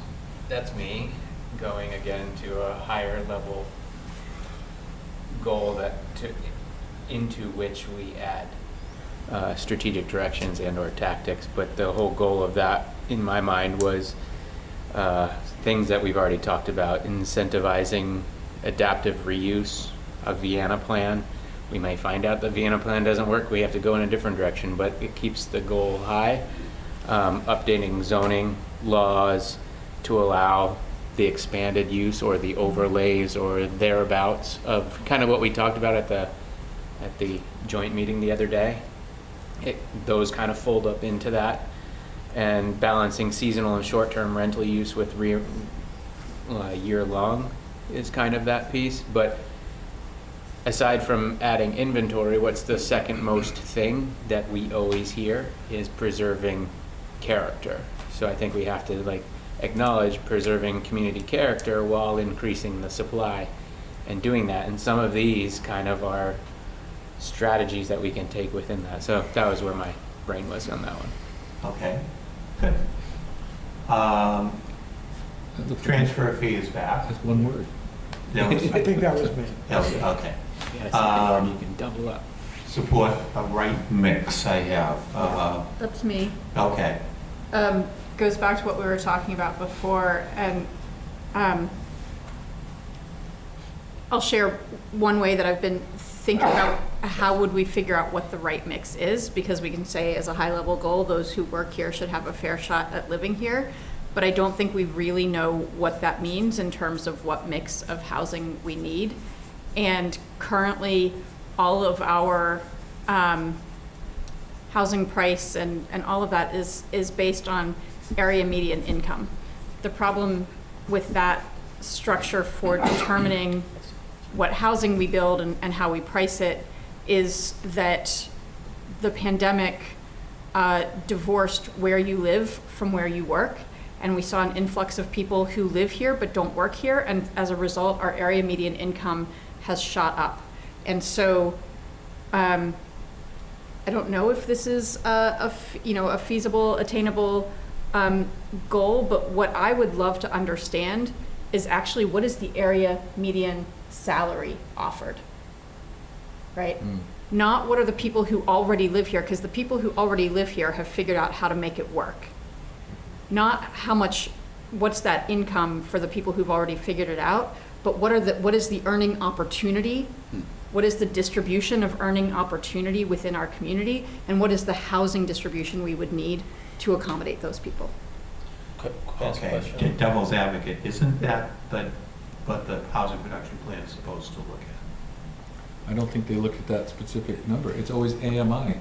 The primary goal of the housing production plan is to figure out how we produce 80 units per year to stay in safe harbor and continue producing affordable housing beyond that minimum in a way that Falmouth controls. That's my read of the housing production plan, is that's the primary overarching goal of that. Right, that's of the that goal, plan. but there's a whole part of the housing production plan that's supposed to do analyze the data and the demographics and the income spread and all of that in your community in Right, order but again, to the figure that income out. spread in our community is the incomes that people who already live here are earning. And they're often earning those incomes well outside our community. Right. My next door neighbors both work for a company. company in Colorado. Right. Right? So if we want a community where those who work here are able to live here, then we need to understand what the earning opportunities in our community are. She's rejecting a premise of the analysis in the housing production plan. Right. No, I hear you. We need to No, I know, and- we need to not base it on AMI, but area You make a very median valid salary. point. Yep. Yeah. Offered salary. Community Development Index. I don't know, just something like that. I'm thinking of acronyms. Yeah, Well, it's whatever. interesting. I never really thought Yeah, about it in but that it terms, is. but that's So exactly we're the talking problem we have. about, go ahead, I'm sorry. Oh, I was just saying, I was complimenting Ms. Goldstone on that because we often are just using a statistic that is common, but it's actually not indicative of our area. Because if you take the upper level, like the number one sector we have here is travel and tourism, and I guarantee you that those salaries are a lot different than our science and technology, and I would say that those are probably lower, and that's our biggest sector that we have to take care of here. And if- construction. and Yeah. construction is in there, the trades are in there, and I would say, you know, salary availability will dictate what we can afford here. And I may say that our AMI maybe didn't grow to the level that the housing costs did, the average. I guess we'd have to, No, but I just think that we broke the underlying assumption of an Yeah. AMI 5 years ago with COVID and Yeah. remote work. Yep. It's exactly like how I think GDP is a horrible way to measure how society's doing, because it's too generalized and measured. The top rung of it influences it so much, and it's not actually connected to what working people actually face. maybe we need to separate the online, and maybe it's like on-site earning somehow. I don't know how what the proper term would be. Do you but- need to live in Falmouth for your work? I mean, I think the only way you would do that would actually be to survey employers in terms of what do they offer. I'm trying to think of where that data would be. Exactly, I don't know where that, it's So- not asking the people who live here what they, or not Maybe seeking information about those who Chamber of live here, what Commerce they would earn, be- but what's. There's a new state law, right, that requires that employment listings are gonna now have to show the salary caps that are, that they're Salary looking for. ranges, So- yeah. So that data is there someplace. So would it be fair to say that what you're really looking for is a different kind of housing production plan A supplement to it. than Yeah, it's is, a different analysis. because the housing production plan, you have to meet certain criteria that the state sets out, right? You get certified by Right. whatever the state is, THCD. whatever that state agency is called The one that now. always changes. I think Right. it's critically Acronym. important that we play the game and we meet the safe harbor, so that we have control. But to actually figure out what we want for our town, I think there is a different analysis needed. And identify all those people that are sitting at some rental apartment, just knowing that they're never gonna own a house. So Just to identify it. But, the CPC and the affordable housing have certain requirements that are tied to AMI, so we're not gonna be able to get rid of AMI that easily. But we can have our own analysis. We may not be able to have the right funding for Just it. off the top of our head, least we'll know. are we 12%? Do you know off the top of your Just head? over 10. Oh, it'd be just over 10? 10.48 or Is something it? Yeah. like that. So it's a Just- percent, yeah. You know, at the next census, if you don't add housing, you're gonna go below 10. So Right. next, I think we're on track to stay above 10 for at least a couple of years with all the As long as the development we've permits just come had. out. so just thought experiment, continue down the path of that calculation. What do we learn? What's different than we don't already know? Which is, we can't afford the homes, the market rate homes that are here because our salaries do not support that. So the question then becomes, can our employers fill that gap? And say the answer is no, we can't control that. So then we're now back into the first premise, which is how do we add more inventory that is not market rate, because we can't afford market rate, people that can afford market rate can come in and there is availability now. We're seeing the real estate market open up, but that's not dropping prices, and our salaries are not catching up. So we're back to the first premise, which is how do we add more inventory that is somehow controlled so that the workforce, right, people can live and work here. Yeah, I mean, I think at the moment, I just feel like we have a very clear threshold we have to meet for safe harbor. Correct. That the need to meet that is so that we retain control. It's not because we think that 10% at that income level is actually what our community needs to be a thriving and diverse community, right?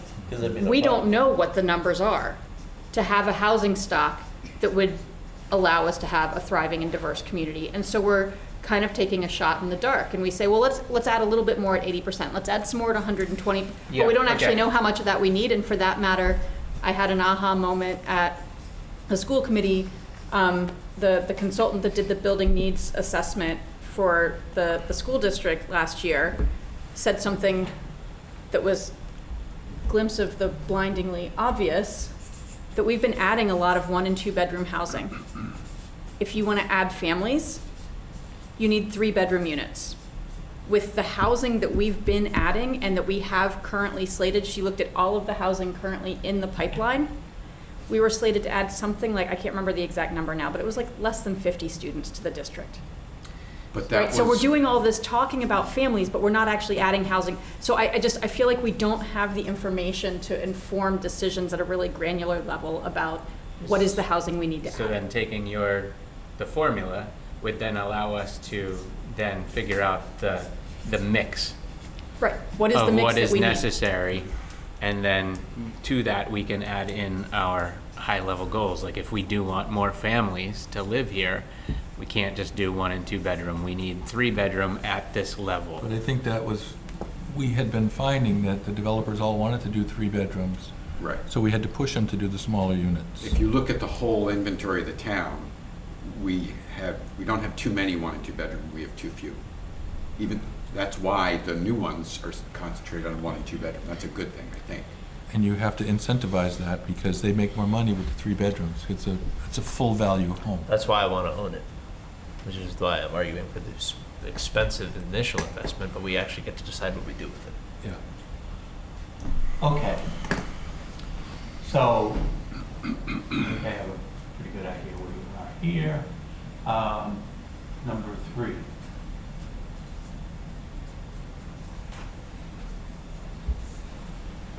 Make tax assessment process more equitable.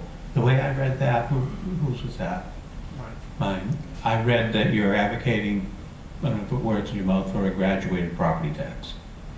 Not necessarily. I mean, we've heard a very good presentation at the One Cape Summit by a developer who was questioning the way assessments are done, and that the way they're done tends to favor the more expensive homes at the expense of the lesser valued homes. And Yeah, the lesser valued homes are overvalued on the assessment, and the upper end is undervalued. Yeah.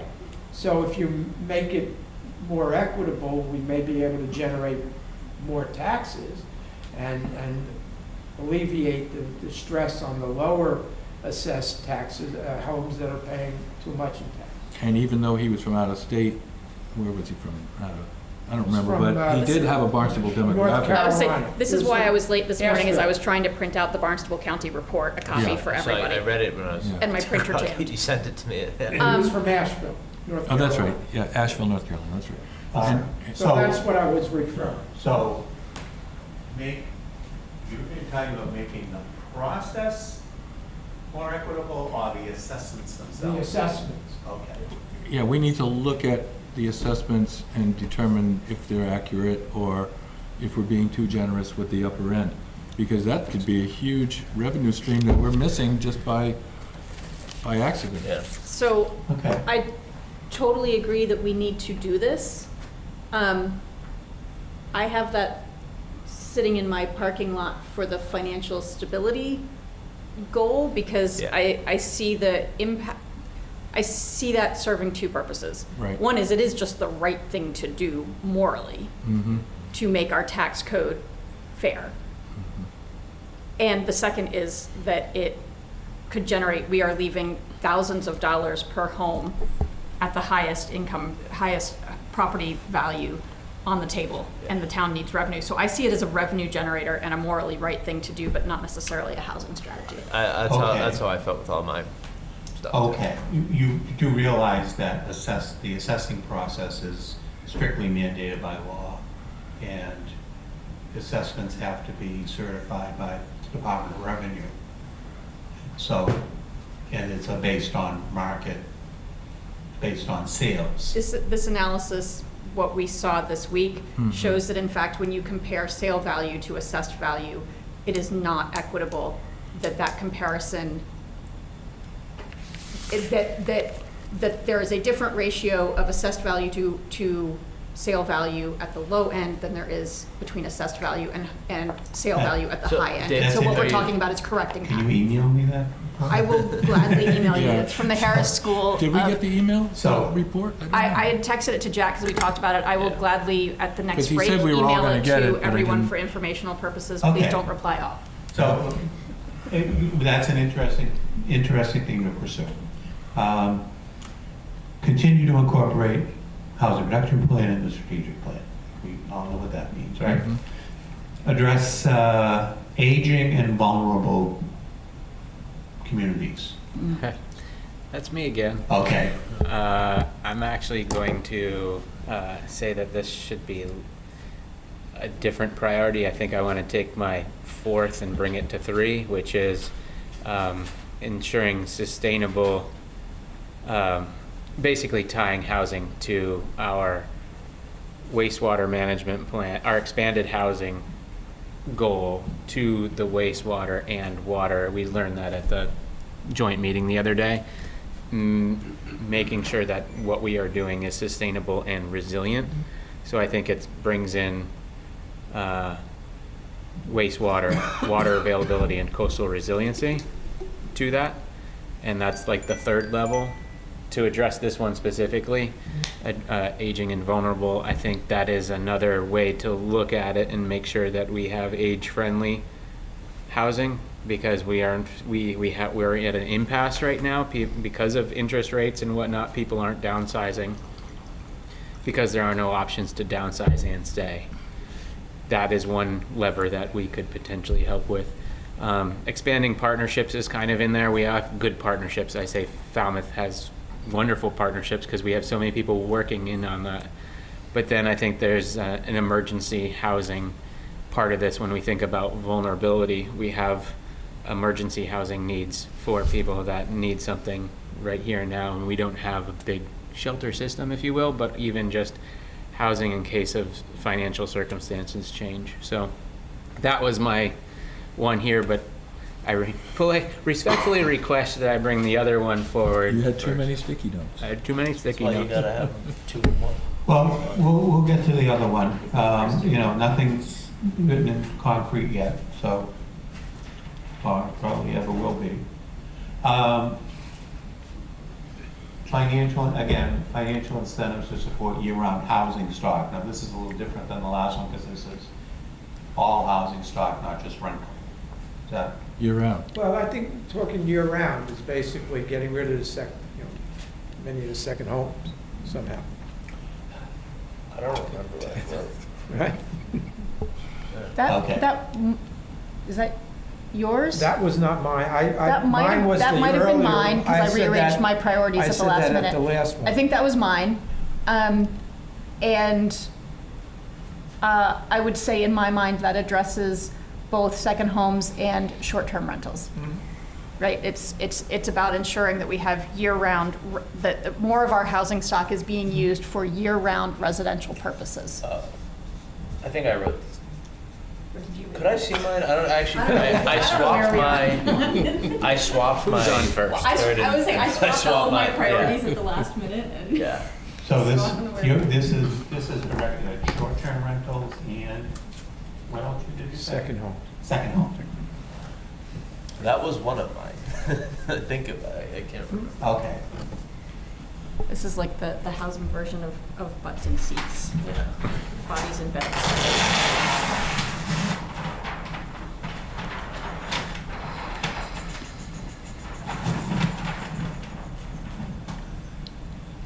Okay.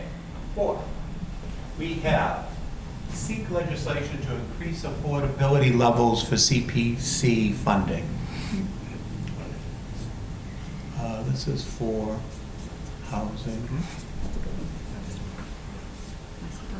I'm gonna email you that assessor's thing right now. Oh, I think Jack. No, I didn't. No, he sent it to all of us, Yeah. and I just Oh, okay. emailed it to him. Perfect. Okay, Adopt Seasonal Communities Act. Now, do we have to go to town meeting for that? For which one? I believe Seasonal so. communities, I think we do. I believe so. Julian wrote that way, unfortunately. But I will lobby it for sure. We've been waiting for the planning board to recommend it, so maybe next town meeting, maybe they might be ready to. Do we need them to? We don't, but it's just a I know it's good respectful practice, but- practice.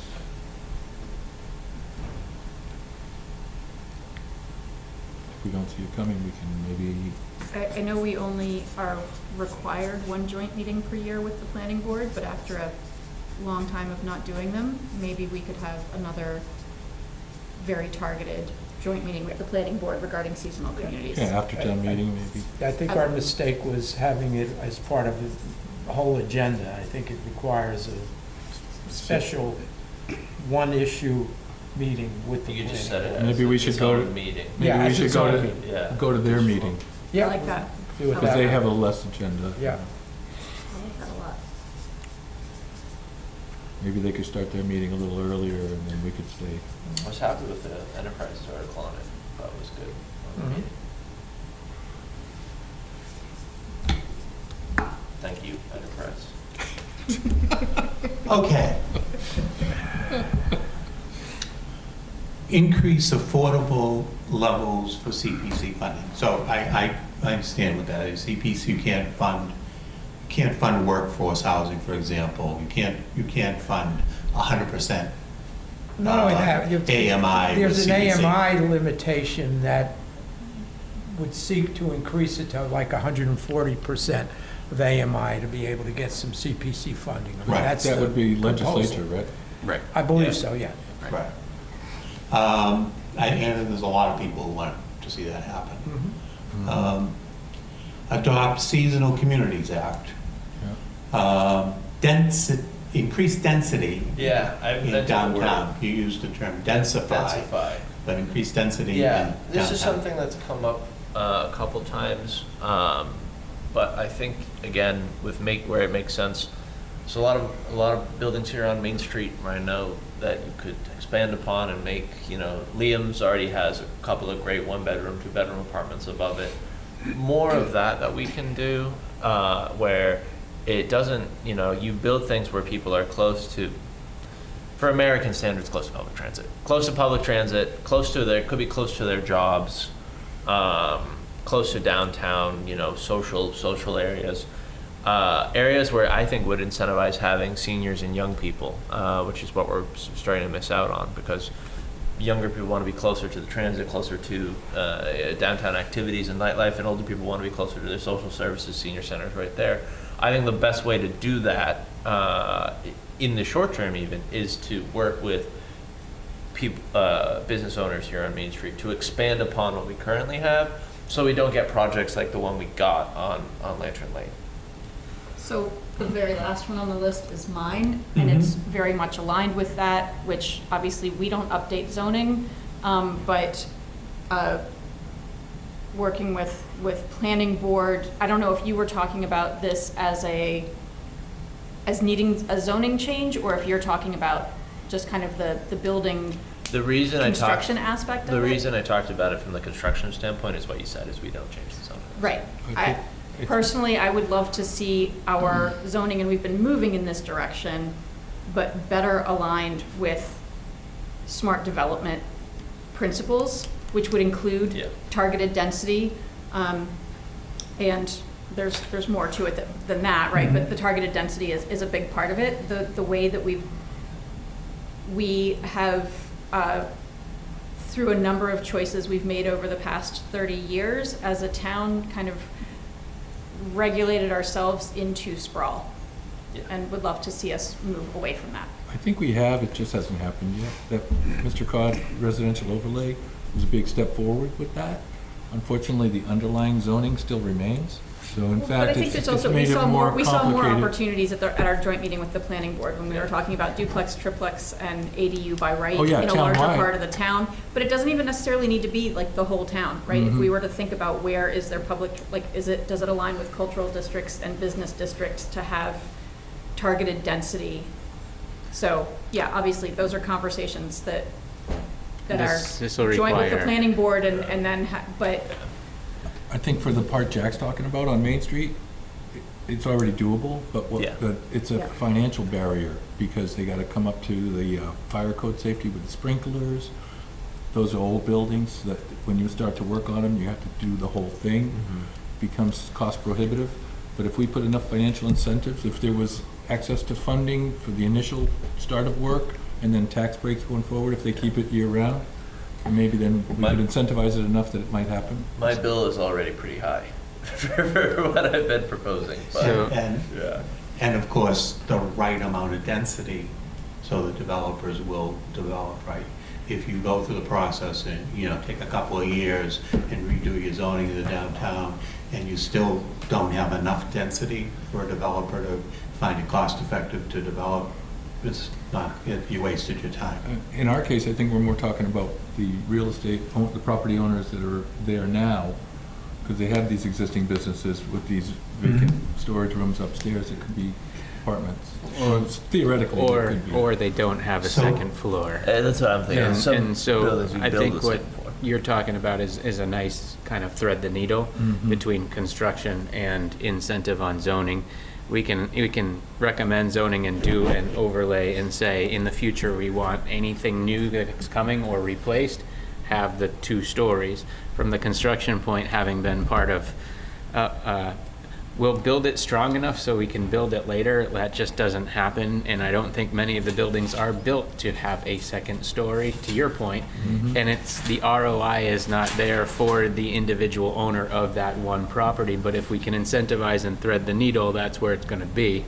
Because even if, let's just say, every place did build it strong enough for a second story, the cost of business interruption, the cost of adding that on is very prohibitive right now. So, but I like it, and I completely agree that density downtown and in our commercial areas is of the utmost priority before we start even thinking of the green areas that we've talked about. Like, put it in a place where it makes sense, where the humans are or and should be before sprawl happen. Where should that center be? Where should the housing be to put people closer to services? So And I even agree. in village centers too, even That though. also speaks to the last one that we haven't talked about, is ensure sustainable and resilient options aligned with wastewater. So you want, and I would expand wastewater to be infrastructure, right? Correct. You want to have your new housing options where there's infrastructure in place to support them. Yep. Right? That's why I filed a town meeting article on that one. So these That you did. These all kind of fit together. Okay. What about mine? Does it go with? Update zoning, the last one. Yeah, This one? it doesn't go with those? I thought we Adopt talked seasonal about it. community. Well, I kind of, It's a different these tool. 2 things are opportunities. Okay. They're external. Okay? And those are tactics. Right? You have a Seasonal Communities Act that you can adopt, and it's a state law and all of that, right? For CPC, you're going to change the law to get that done. So I see these as opportunities that are external to your organization. I could be wrong. You Okay. can think of them differently. And these are more internal. These are, All right. right.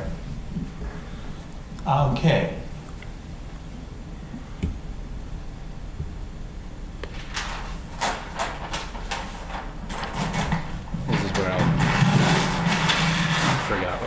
That way? Yeah, I was, yeah, I was the same thing. I don't know. All right, last but not least, number 5, support the renovation of our housing authority properties.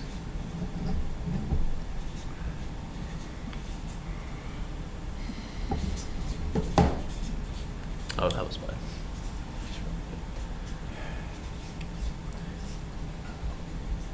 I think we're wealthy, don't you? Encourage ZBA. Jack, how come all of yours are so easily Yeah. known that they're yours? I know, right? Because they're expensive. Yeah, they're expensive, exactly. We got the, you thought I was seasonal communities for the last one. Yeah, no, I like to spend money. But I have tax plans too when we get there.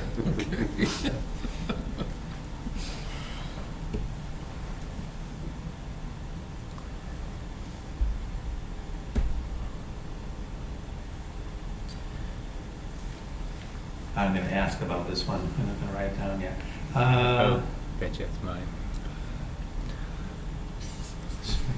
If it's not legible, it could be Jack. No, mine's already on there. We're Oh, good. wow. We're good. He's a big housing authority guy. Yeah. Yeah. It's got to be federally funded though, right?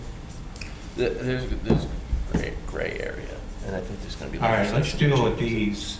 these 3, and then I'll get to the 4th one. Support the renovation of housing authority property. Yeah, so renovation and redevelopment. So a lot of the housing authority properties are not built for density. Scranton Ave, there's so much room on the property right across from the band shell, where that could just be built into be such a better property, where it's closer to downtown, you could bake green space into it. And I think that and I talked with Secretary Augustus about this, I think that in his vision, and I think it should be our vision, the towns should get more involved with their housing authorities, and I think that we should take that mantle and try and build. So look at, because that's, again, going back to, we already have a lot of our properties and land is built up or it's taken up. This is property that, I mean, we don't own it, but it is owned by people who are working in our interest and the interest of our community, to build that to be better suited for the needs of the community. Those buildings are very old when they were built and weren't built to that. You know, I was a commissioner, Chairman Scally was a commissioner.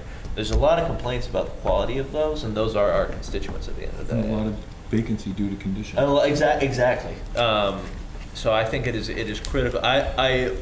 Overall, I think we just need to get more involved with them to the extent we can. But I would like to see us support in whatever ways incentivize them doing some redevelopment. Did you know the property at Tatticat Apartments, there's enough room to build another whole building? Yeah, exactly. There's numerous examples. I think this one we've talked about, density village downtown. centers, Strengthen access, all existing plans. Maybe I don't. Can I read that one? That's Yeah, me. okay. yeah. Across, I bet it says. Yeah. So Oh, strengthen across all existing plans, Okay. not access. Okay. yeah. So that's It looks again. almost the same. It looks almost the same. That's just my take on. There's a lot So of moving parts, you want to, and we just got to ensure that if a great example at the joint meeting, Mr. Fox is like the numbers, right? Well, he's not wrong. So anything that we add in, we have to make sure that there isn't a negative effect on nitrogen output and whatnot. So making sure that whatever we put in at a high level on these bigger goals is actually tied in well to the other existing plans or goals that we have, or even restrictions. Because we don't want to make things worse. Our job here is to make things better across the board and not leave something off the board accidentally, like, oh, we just put in, 800 new units, but we don't have the nitrogen, you did the way to deal with nitrogen.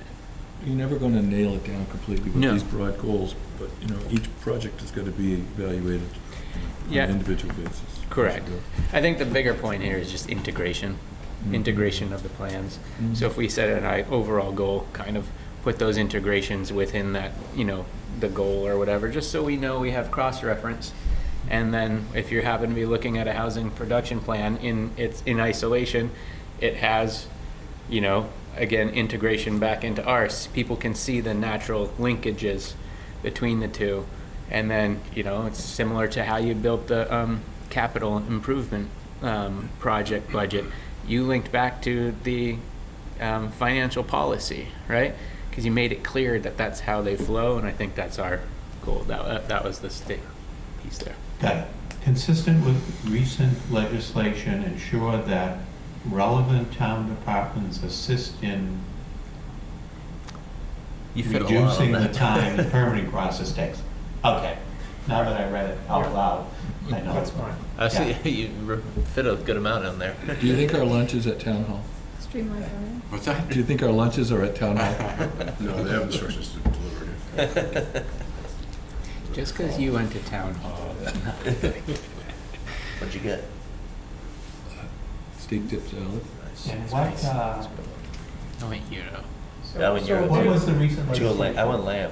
Well, Oh, nice. the governor has incentivized, I don't know all the particulars, that the permitting process at localities be speeded up to assist in developing, and certainly a common, I won't say criticism, but a common view is that that the permitting process in Falmouth and in many localities takes too long, and developers are not anxious to develop here because it can take so long. So consistent with what regulations are with respect to timing and so forth, to expedite the permitting process and direct our staff that we have control over, at the zoning office and so forth, to assist in expediting the permitting process, to assist in housing developers coming here and wanting to work with the town. I would have to say, I would hope that you could clarify it's the regulatory process rather than the permitting, because by the time it gets to the building department, it's pretty fast. In years past, it was always 28 days before you find out if your package has problems. Now, if there's a problem, within a few days. You get an email from Gary saying, I need this, I need that. So when it finally gets to the building department, the permitting phase, I think we're really good now. I think it's the regulatory leading up to the permitting. You might call it all permitting, I guess. Okay, so here's a good example of a strategy and a tactic. The strategy is reduce the amount of time it takes to get from idea, right, this is my project, to a permit to do it, right? That may involve, as a tactically addressing regulations. It may involve addressing process. You might have an antiquated permitting process that just takes too much time.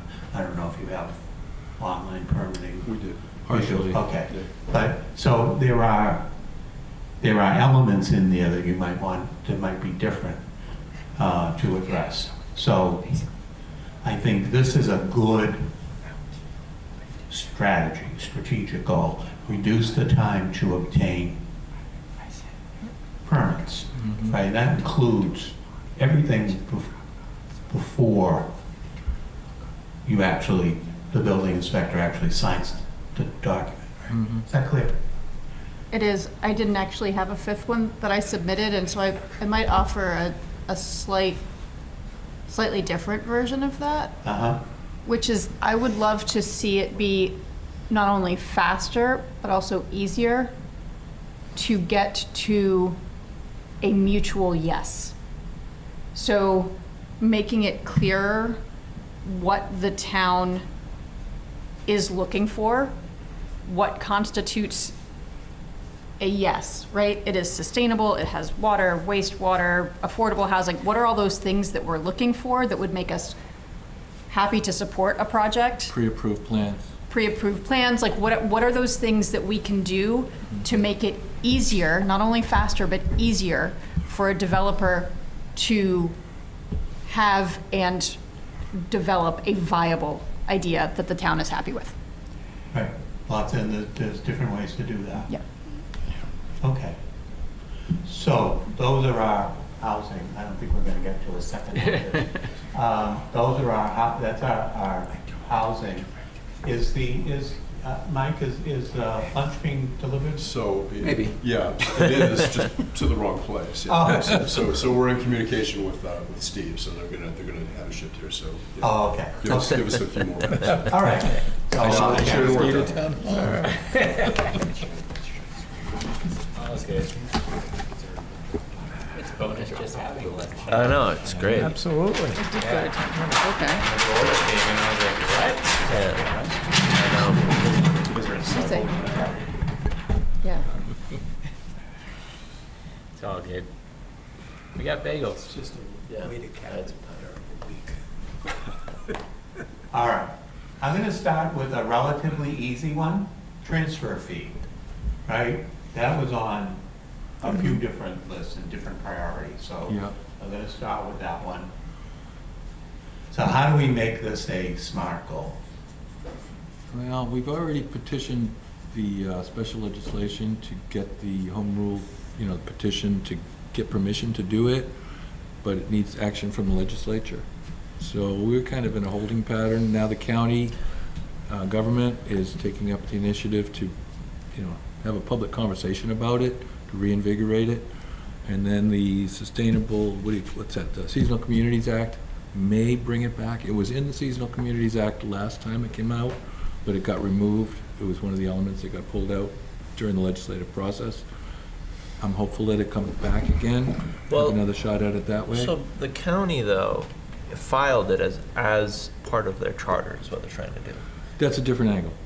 Right, okay, yes, okay, gotcha. So there's a couple of ways it might come back into play. I think that's the best way to pursue it personally.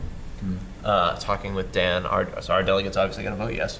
I think it's how do we actually do this goal? I think it's up to us as politicians to lobby the other members of the assembly to support it.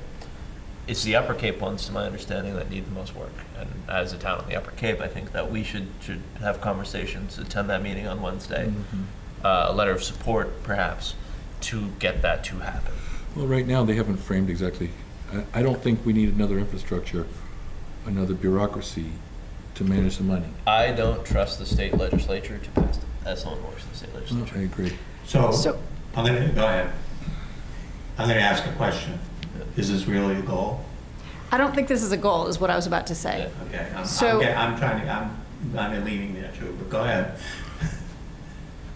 And I think this may actually be a tactic, along with a few other things we've talked about, including 10% SHI, that the real goal is to give us as a town as much power and as flexibility as possible to pursue affordable housing on our own terms. Okay, that's a big one. That's a very big broad. goal. But that's when we're in safe harbor, we're in control. If we're seasonal communities designation, we have additional funding and options available to us. So that's what I'm trying to get at. Like these are frameworks within which the town gets power and money to pursue our goals. The Dalai Lama would tell you control is an illusion. It is. That's funny. It's going to be an illusion with funding. So what I think the strategy here, if you want to have a specific strategy goal, Revenue sources. is increase funding Increase, Yeah. for affordable housing, right? Yeah. And the transfer fee is one tactic. Okay. There might be other tactics, Mhm. right? So you want to Seek additional Yeah. revenue. increase revenue sources or, Yeah, that sounds good. for, Yes. do you have a, for the trust, We do. right?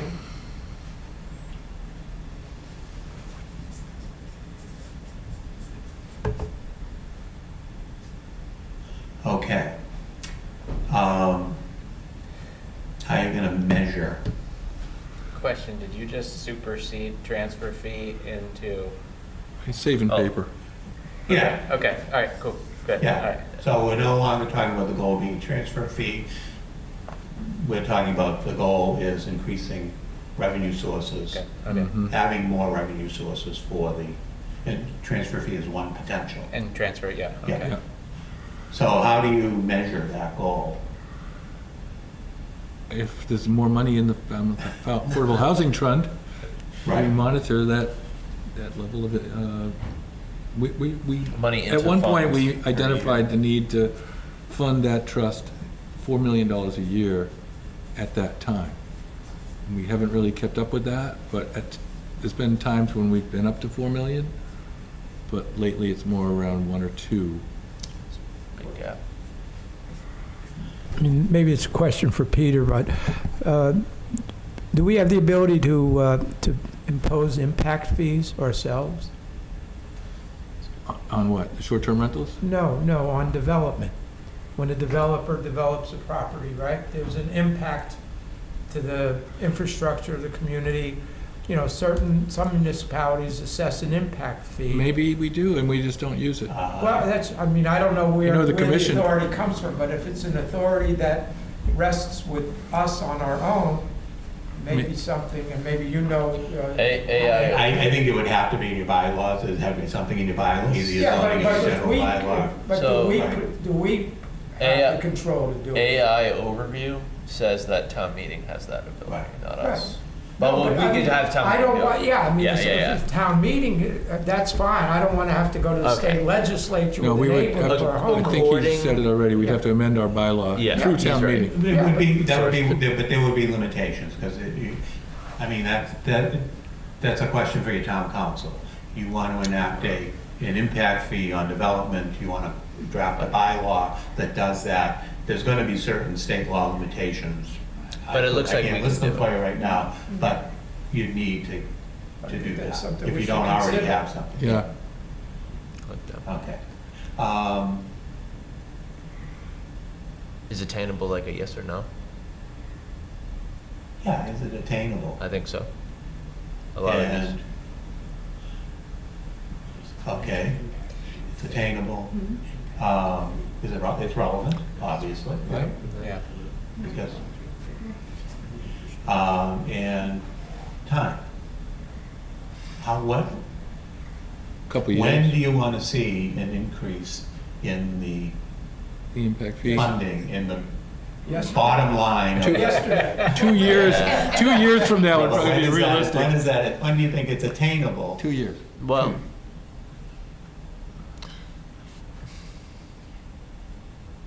this is why I Takes 6 prefer months to figure out the council. plan. That's why I prefer council governments. But I feel like there are changes.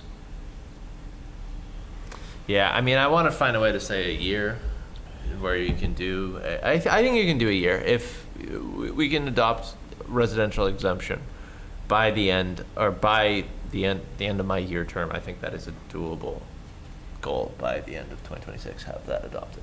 So I think, That's I think it different. might be attainable. But that is part of that is a part of the revenue discussion, though. That is, Yeah. yeah, Yeah. but we were Yeah. talking about Definitely the impact fee where we need a new bylaw and all. I don't think that could. Oh, happen that in that one particular one, yeah, that would probably That be would 2 be years. longer. Yeah, but in terms of just sorry, Heather, but in terms of just increasing our revenues, I think that is a measurable year-over-year goal. I think it's measurable, but in terms of attainability and specificity, how much do we want to increase it?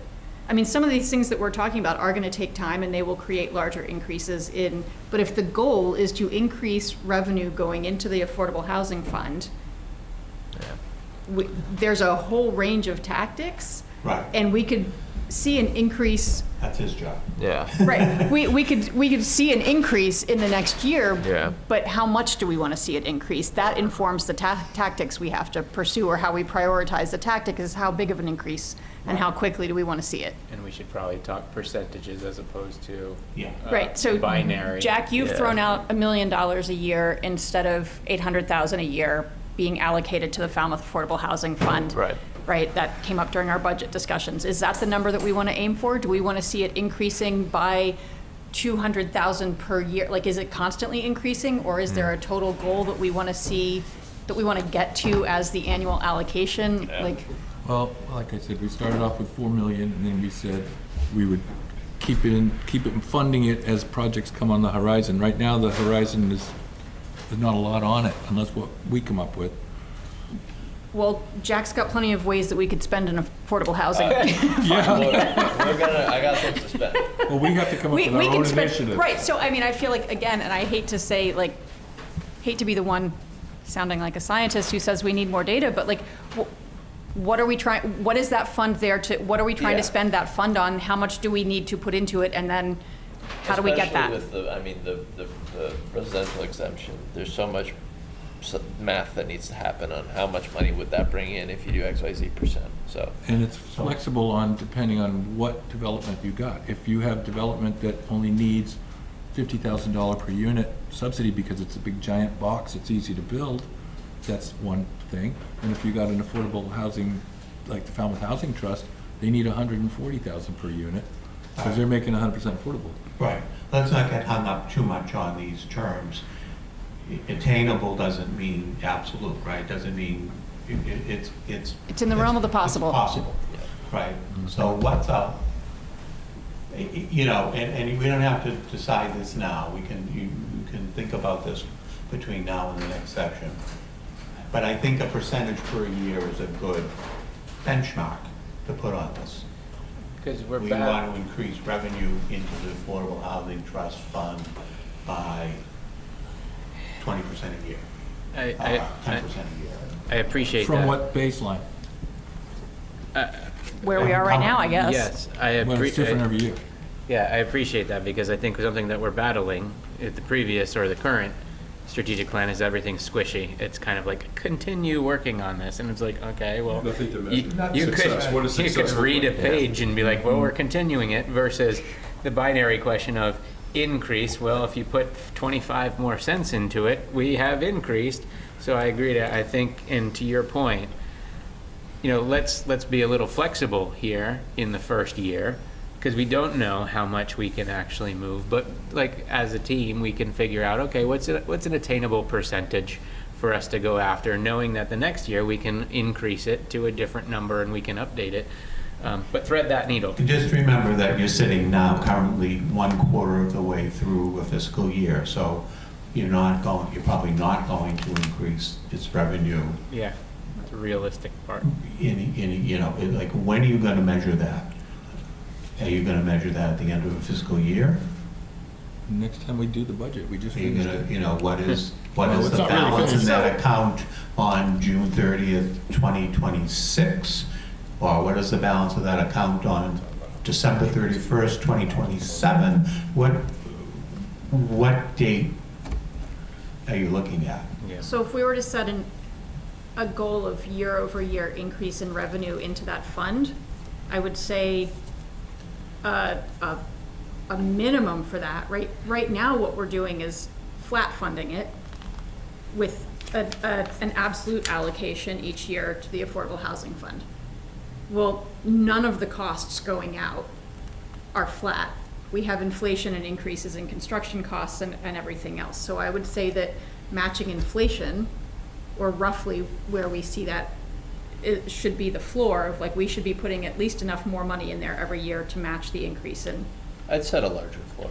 I think we can, no, but I would say, I would love to go higher than that, Yeah. but I think that I think that gives us one minimum. I think the, So- go ahead. So, we could talk for the next hour and a half on what percentage it should be. Think about it, you know, between now and the next session. But think about It also has to what have, percentage you want it to go up year over year, and on what date you're gonna measure it. I think it also has to have. I can measure it on March 1st, and you can measure it on August 1st, to get the different numbers. I think it has to have some relevance to the market as well, as to what's out there, as far as, you know, and the possibilities of utilizing the fund for that. There, you know, we can't just be putting money in if there's not the need. I mean, I think there is the need, but it does have to be measured by what the activity is as well, or what the foreseeable activity is. It could be a wide range of needs, because right now, or in years past, we've been funding to be ready to deal with developers and incentivize projects or supplement local housing authority initiatives or whatnot. But now, coming up soon, we're gonna have to do our own projects. Like if we convince the school committee that they don't need the administration building, we wanna rehab that. That's gonna be all on us to come up with the money for that. Maybe we can get bonding or something, but. I think that's a separate question, Yeah. right? Finding funding for a particular project Yeah. is different than saying, we just want to make sure that the fund balance in our Affordable Housing Trust increases by X Well, a but year going into the future. I don't think we settled on fund balance. I think one suggestion was revenue in. Because if we've got lots of money going in and lots of money going out, great, that's the goal. So I think the earlier suggestion was that the measure is revenue in. I think that makes more Revenue in, sense. okay, revenue in, yeah. Yeah. Okay. Is that salad attainable? So we're measuring the revenue that goes in Definitely measurable. during a fiscal year.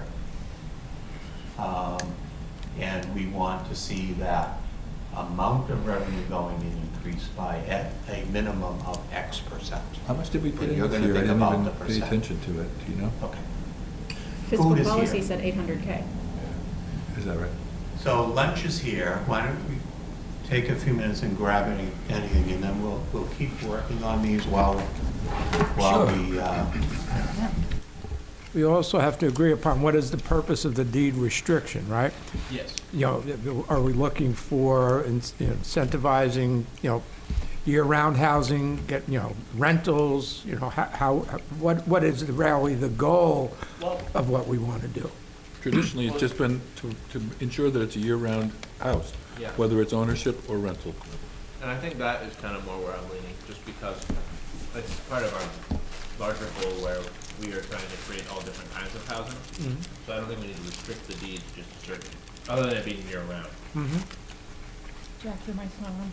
So it's deed restricted year-round housing. Yeah.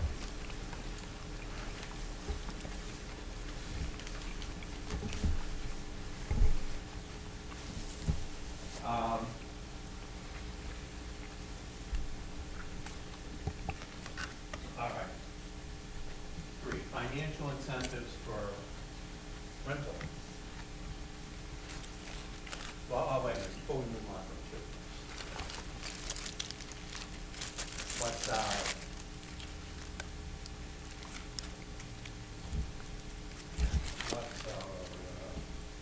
what are our milestones on that? What do you, how much do you want to increase that by?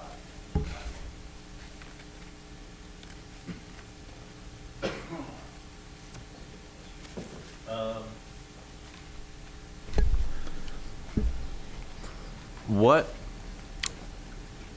is this happen at all really at its current level? Do we have that kind of program? So I guess to form the program would be the first one. Right. I'm really not sure what standard or where this has been done. I don't know if anyone does. You mean the financial incentives? No, are we still talking about 2 or are we on 3? I thought we were still talking about deed restricting. Oh, Vail, Typically, Colorado. is it done by Affordable Housing Trusts? Yeah, thank you. Right, they'll put together a program and allocate so many dollars of their funding a year to buying deed restrictions. I mean, the Affordable Housing Committee has been doing research on these and has a couple of proposals to bring to us Yeah. in the next month, 2 months, something. I have a call with Dave soon. So I guess that'll be for the next meeting, I guess, having that Okay. exact number. Okay. It is it does come down to fund availability, right? We got to create the Yeah. program and then we got to fund it. Yeah. Right. So Which, going back to increasing revenue into the Yep. Affordable Housing Fund. That's kind of the chicken and the egg, right? Right. Right. You know, you can have a program that doesn't have funding. Yeah.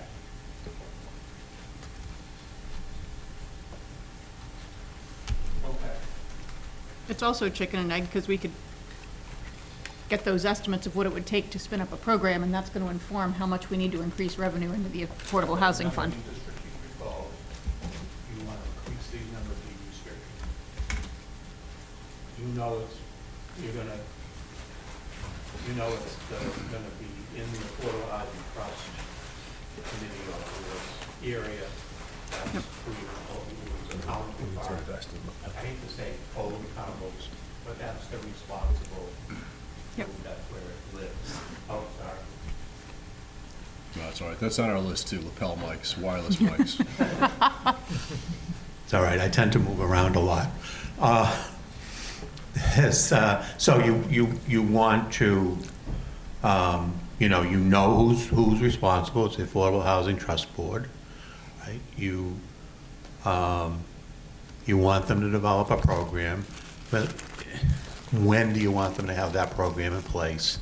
And when do you want them to start purchasing deed restrictions?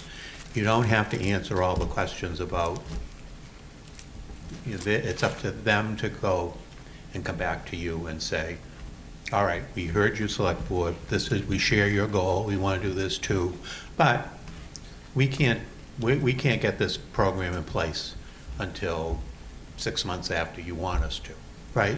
You have to have that kind of conversation. So the next one. Right. And if it's sometimes difficult to get funding if you can't articulate what you're going to spend the money on, right? You go to town meeting and say, oh, give me some money, right? You know how far that gets you.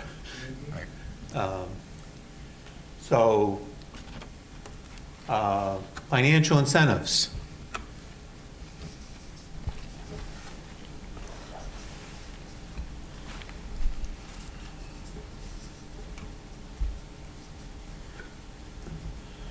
For year-round rental. So real estate tax breaks for landlords willing to rent year-round. So you want a tax incentive program? You give the landlords a real estate tax abatement of some sort to incentivize them to rent year-round. Okay. And that would require, you understand that would require legislation? Not sure. Are there ways to do this without legislation? Like, I mean, the reason why I push for the real estate transfer fee is, well, my thinking personally, instead of incentives, I prefer not necessarily de-incentivizing, but, capitalizing off what's already there. But I feel like there are ways that we can, whether it's a tax or whatever, I think we can find a way to do that. Just us doing it without the legislature. Well, one way would be to have a grant program, right? Establish a grant program for owners of rental property. And you grant them money as an incentive to rent year-round rather than seasonally. Do you know what they do in Nantucket with the lease to locals? They incentivize with that. Do you know anything about that? So that's what we're going to be hearing. That's what we're going to be hearing about from the Affordable Housing Committee shortly. They've been looking at both cash incentive payments and property tax exemption, and I didn't realize that any property tax exemption that required legislation in order for us to do that. I mean, we give property tax abatements to seniors and veterans and set that level. That's all state law. But that's all set in the state law. But that's within state law. That's So local this is adoption of state law, and I think there is a new local adoption state law for this year-round rental as well. I know they And my doubled understanding the is senior exemption last session. Right. Too. But so my understanding is that Provincetown actually does both. They do up to a 100%, and I should check my numbers, but they do both a property tax exemption plus an additional, like lease to locals cash incentive. But I guess one question in terms of our process is, I feel like we're getting into a level of maybe tactics here that feel like some pretty big policy decisions that we're potentially making pretty quickly. And in this particular case, we are due to hear from one of our advisory committees about this issue specifically and make a decision at that point about whether or not this is a tactic that we want to adopt. Well, And so I worry a Yeah. little bit about, like, This is only a draft. Yeah, we're not This is deciding it, drafting but- at this point. Well, Just- maybe to David's point is, all right, if we're going to keep this high level, what is a measurable outcome and by when, instead of getting into the nitty gritty, to your point, because that would be doing it in isolation without all the data. What can we as a select board say, that is a goal, a strategic goal for financial incentives for year-round rentals? I don't know. It could be a binary, like create financial incentives for year-round rental. And then this year it's a yes or no. We either did it or we didn't. Or we say we want to increase the financial incentives. Well, if we go from 0 to 5, we can say 5 should be it, but increase I don't know. financial viability of year-round rentals or I don't know. What, Yeah. I mean, is But it, like, what are we measuring, right? does it start with evaluate the available options and, make decisions about options to adopt? Right. Because By a certain one of the point. things Yeah, that, by a because certain one of the time, things that right. the Affordable Housing Committee has been really thinking about as they develop these proposals is pilot projects and how we would evaluate success. All right. Right, and so to some degree, how you evaluate success is what's the goal? Well, the goal is to increase year-round rentals and specifically affordable year-round rentals. Right, the goal isn't to enrich landlords. The goal is to increase year-round housing, right? Rental options. So I always say to consider something is not really a goal, right? But that being said, It's really achievable. that being said, you can construct an achievable goal that says you're going to evaluate options,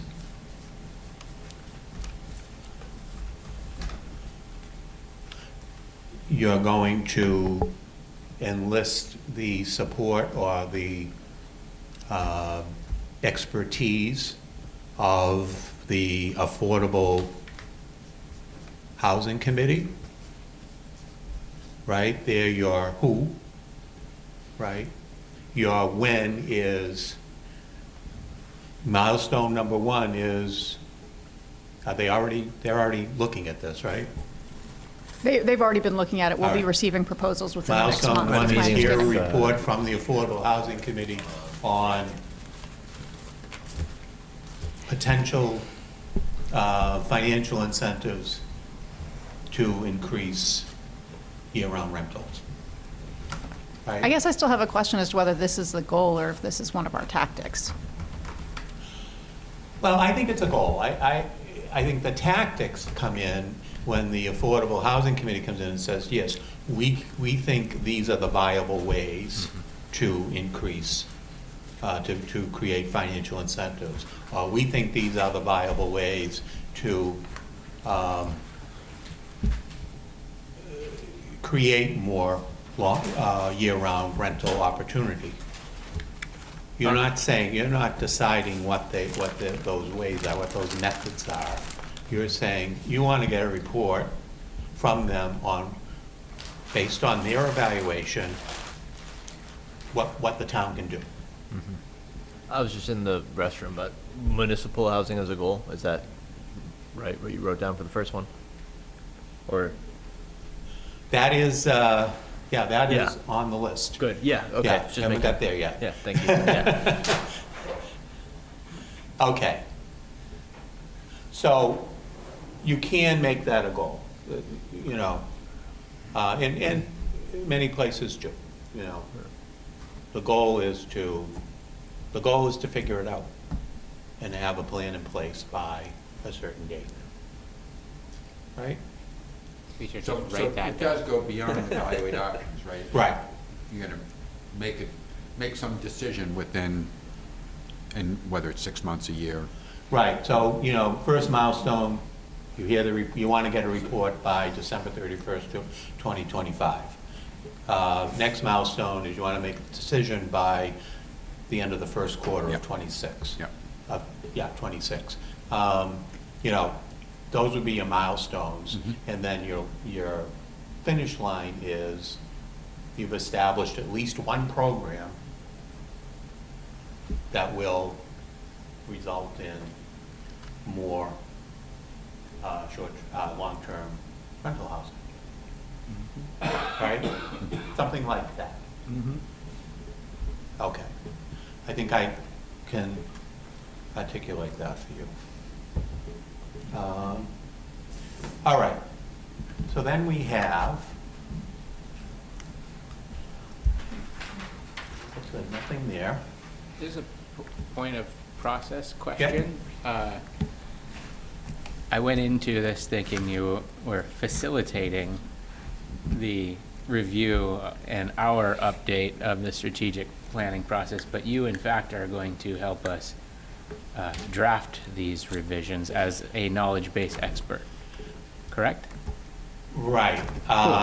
Based on what I hear here today. Cool. And then you'll give me feedback. I think that's the only way we're going to get this done. I think it, Right, I'm just trying to be practical. I think that's great. It was just more of a point of clarity from me.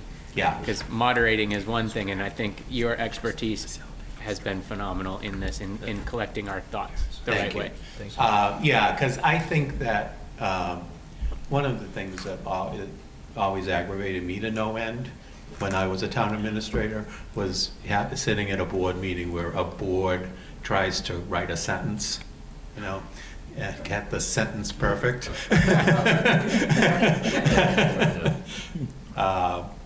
So, yeah, you can't, it's hard to write a sentence.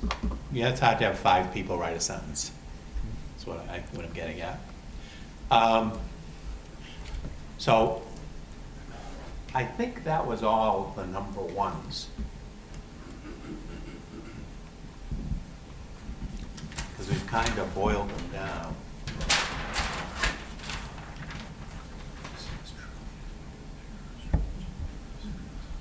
So, now we have the Vienna model.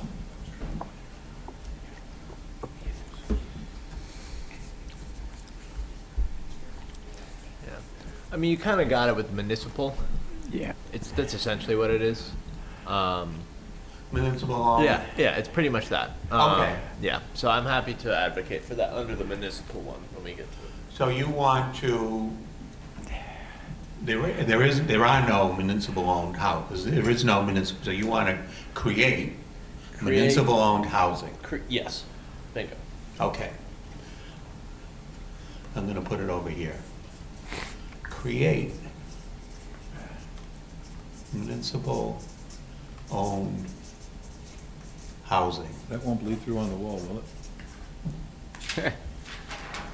No, it should be fine. Not so far. Good. Talk about leaving a legacy. Select board was here. Now, how are you going to measure that? Well, if we have it. Number of units. I guess it's probably like a longer term goal. There's probably a timeline on this, probably 5 years. Mm-hmm. But progress made towards whether it be building or purchasing a property to be municipally owned and ran. The term they use is social housing. I'm fine with that or omitting it. It's just a term. And then, not part of this, but just also want to point out that they do restrict it to people who do live and work in the city, which I kind of answers another point. Well, first you'd have to start with select board endorsement, town meeting approval. Oh, yeah. And then, Yeah. moving I think down the 5 line. years makes sense for it as a longer term goal. But yeah, So you want to have 5 years. at least one unit of municipal housing in 5 years. 5 years from now, I want at least, I'm gonna go more than one. Because hopefully you have a build. Well, I don't know if you want to go by units or buildings. Let's go by buildings just for now. At least one municipally owned and ran housing complex. Oh, complex. No, not complex. Okay, not complex. Building. We'll dumb it down. In 5 years, you want to have one completed project. Yeah, let's do that.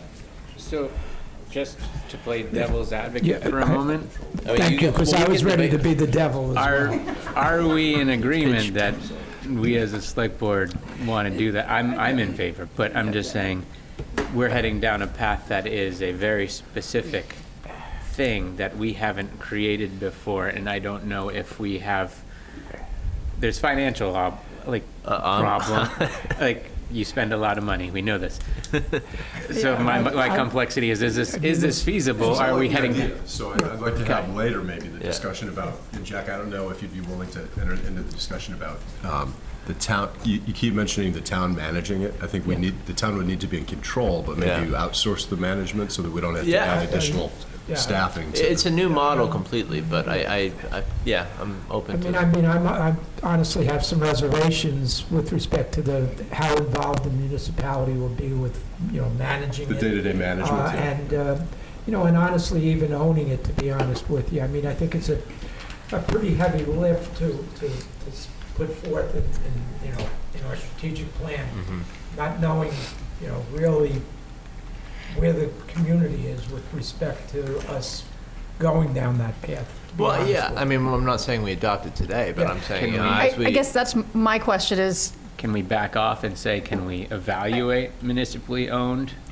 Isn't that kind of the purpose of this exercise, is by the end have that, which is not today? well, but we've got, I guess I'm just still grappling with what the goal, how this process is going, because we are, and I love the conversations we're having. We're introducing some really big and really new ideas that I think deserve a fair bit of discussion and consideration before we adopt them as select board policy. And it feels like, and I do not want to be obstructionist, but I feel like we're adopting some pretty big things with like 10 minutes of. So let me address that. Yeah. You're not adopting anything right now. We're taking input from the select board members as to what they think is important to accomplish. And then we're trying to define that goal as finely as we can. And then you can debate it and vote on it and say, we want to include this one, we don't want to include that one. But at least you'll get to the point of, you'll know exactly what it is you're voting, right? It's not a concept. Nobody wants to vote on a concept.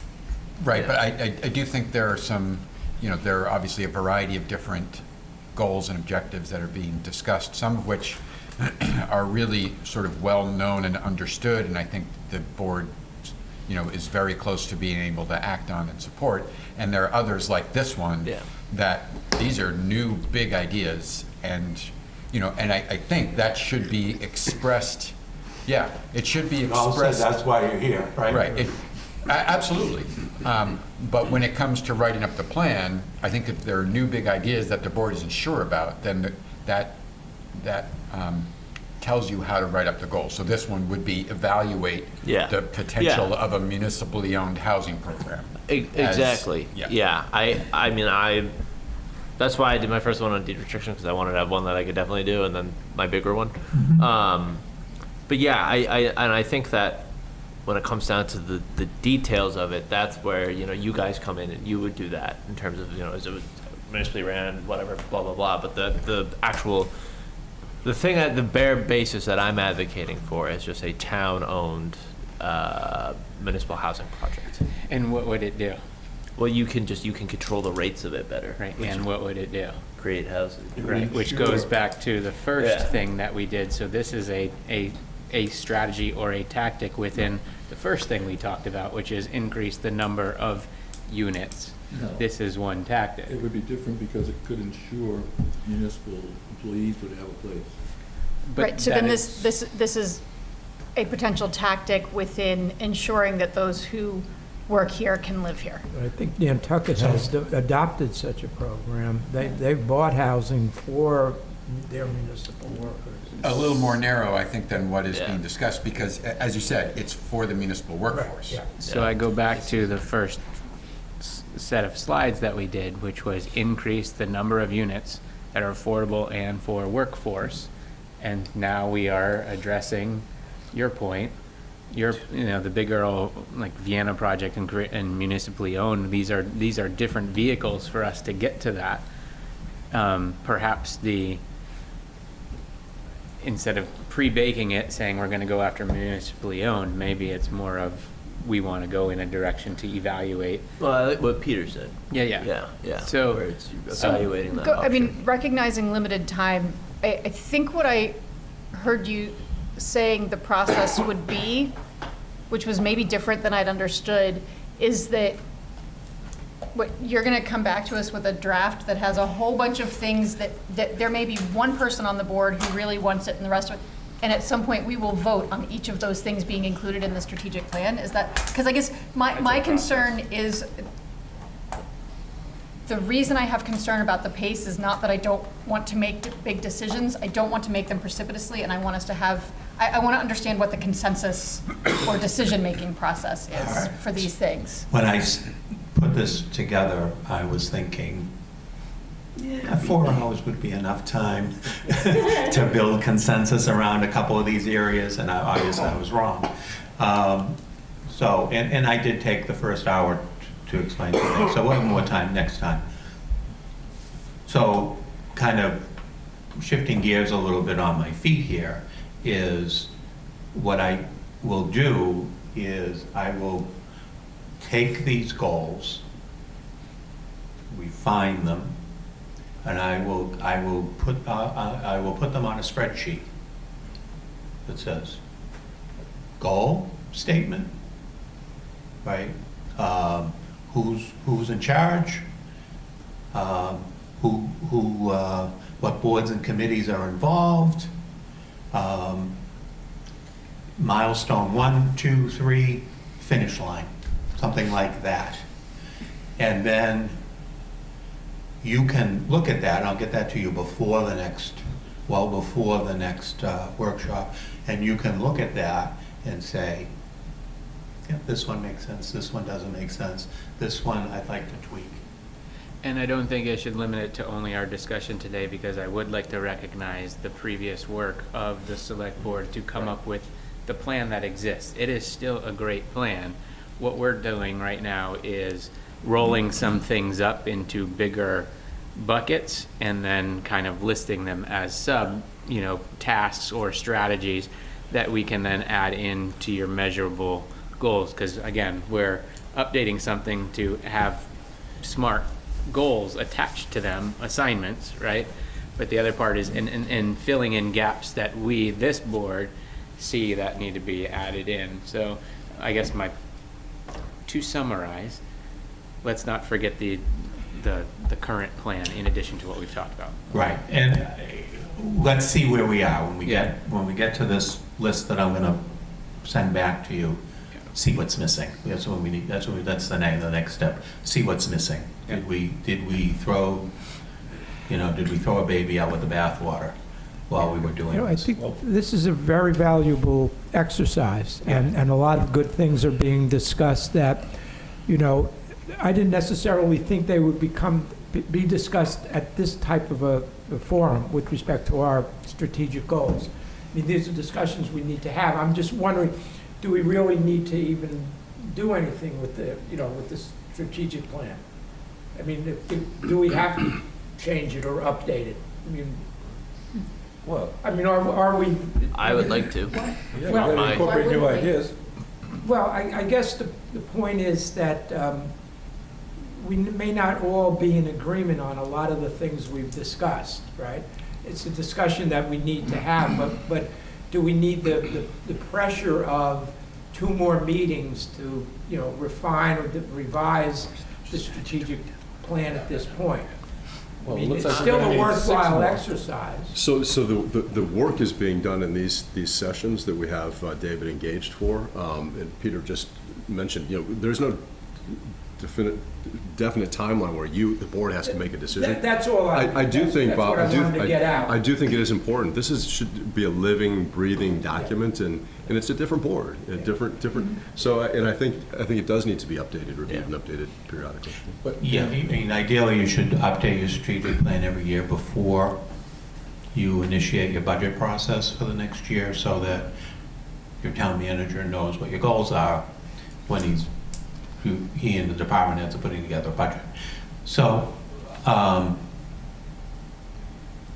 lost my train of thought. Go ahead. I was just gonna say that, this is so different than anything we've ever done before. Strategic planning, we usually just go through the plan and see what's old and talk about new ideas that might be introduced. But right now, I mean, we just it was kind of a quick thing that we picked and choose, and I was completely unprepared for doing that. I thought we were gonna read through it and discuss it a little bit. That's But kind of what I meant, Doug. I mean, I Yeah, just so think now we're doing this whole new take on it, and I didn't put a lot of thought into, I thought it was just an exercise. But now it's turning out to be that's maybe the end product of our discussion, so I don't know. It's- We're asking the board to take through a different lens, take a Yeah. look at the current plan and giving it credit for what it is. It's a solid plan, and then making adjustments, right, based upon this board's leadership vision, what it wants to see this town go, which direction the town wants to go.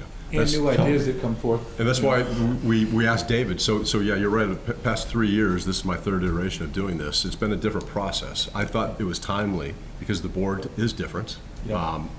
to have a new, fresh look at it. And that's why we're kind of going through this new look, different lens, and kind of trying to identify priorities. And I've said this before, my biggest complaint with the plan is that it's not measurable. Got it. The goals right now are not measurable, so that's what It can I'm. certainly be So- improved, so I I- just don't want something to come back that I don't even recognize. Well, neither do I. So, what I see the goal here is, at the end of these 3 sessions, you're gonna have a set of goals for each of these 7 strategic areas, and the goals are gonna be sharper, tighter goals that you have, that you can articulate better to your staff, that they can understand exactly what it is you want them to do. They may not every goal may end up being SNART to the letter, but they'll be approaching that, right? And there'll certainly be a better set of goals. Even if we just stuck to the ones you had, we can make a lot of improvement in those just by tightening them up. I thought we should definitely do that, but I thought that probably had some new ideas, and we ought to hear them. And one last thing, and I'll keep it brief. There's at least one area of the 7 that is going to be important this body looks at in terms of actual conflicting statements and goals within the priority area. So it's in the health and public safety area. So this exercise of going through your lens and making sure it matches your vision, even though we now have a mission, vision, and value statement for the organization, that's why that's why this is important. It's a different exercise, completely different than the way we've done it in the past. I like that we are kind of converting these into bigger buckets and making them a little more general and high level. I think that's kind of what's missing. Yep. And we have very, very minute tactics without any smart attachments to them, right? So now that I'm really kind of thinking about how we've made it through this exercise, I think the 7 are where we're at.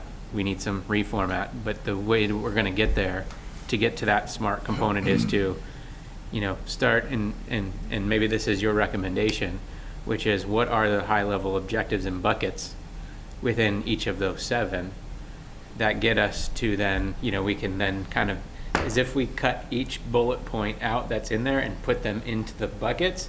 And then from there because that creates the strategic direction and the tactics, then we find out what the gaps are.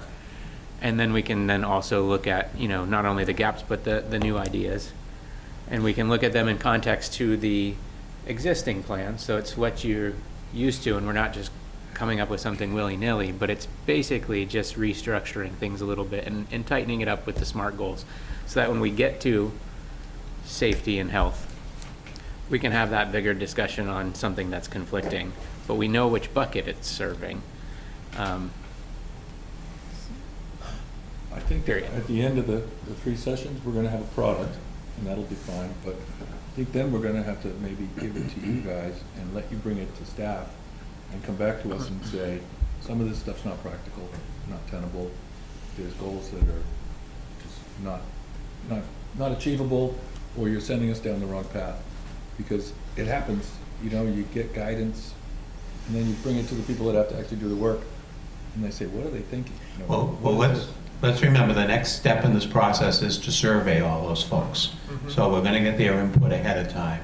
So, and of course, nobody in this room is Moses. You're not coming down off the mountain with 2 stone tablets saying, thou shalt, right?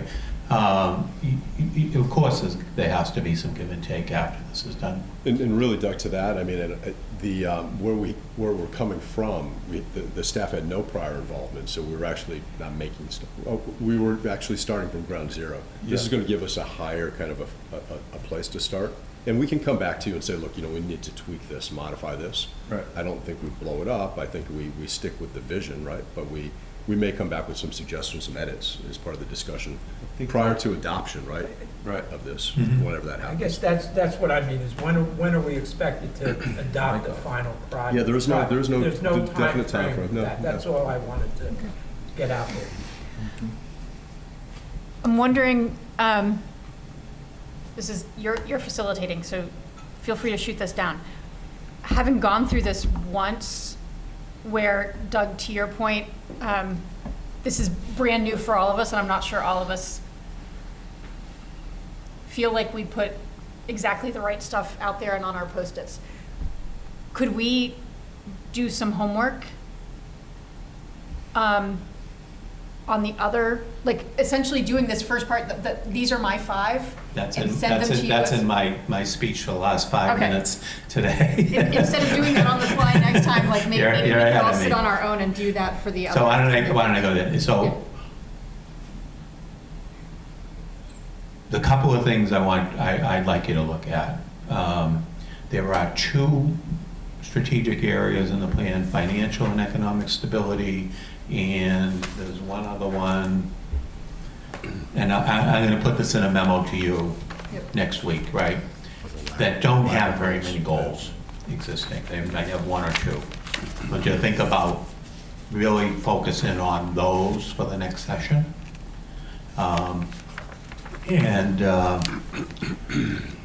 So that now that you know what the process sort of is, right, so that you can come to the meeting more prepared to talk actual goals that you've given some thought to. Well, unfortunately, we didn't have the time to lay that groundwork ahead of this one, but it's really good that we got to do this. We got a lot of information, and now I have a better understanding of where you all are, and I want to meet you where you are. Okay, so you'll be getting a memo from me with some homework, most of it focused on those 2 areas, and I know one is finance. There's another one that doesn't have very many goals. I don't think, energy conservation doesn't It have might a have lot of been goals. energy conservation, yeah. I think you're right, that was that one. So focus on those, not today, not now, but between now and the next workshop. And also, not next week, but soon, I will send you sort of the results of today in a usable form for you to review. Okay. Okay? Thank you. I just want to, thank Mike and Peter for implementing this process. For my past 2 years on the board, like Doug said, it was just, reviewing things, maybe changing a word here or there, crossing out something that we completed and no longer applies. But this is the kind of meat that we really need to be able to develop a workable, implementable, strategic plan. So I thank you both for taking the initiative to do it this way. Thank you. And Dave, thank you for your time this morning. Yeah. Thank you. I second that completely. Completely agree, and didn't mean to blow things up in the middle of the process. Well, we've never done it before, so it's brand new, at least, in my world anyway. Maybe, Colin and you have done these things before, these workshops. I haven't, so for me, it's a new process.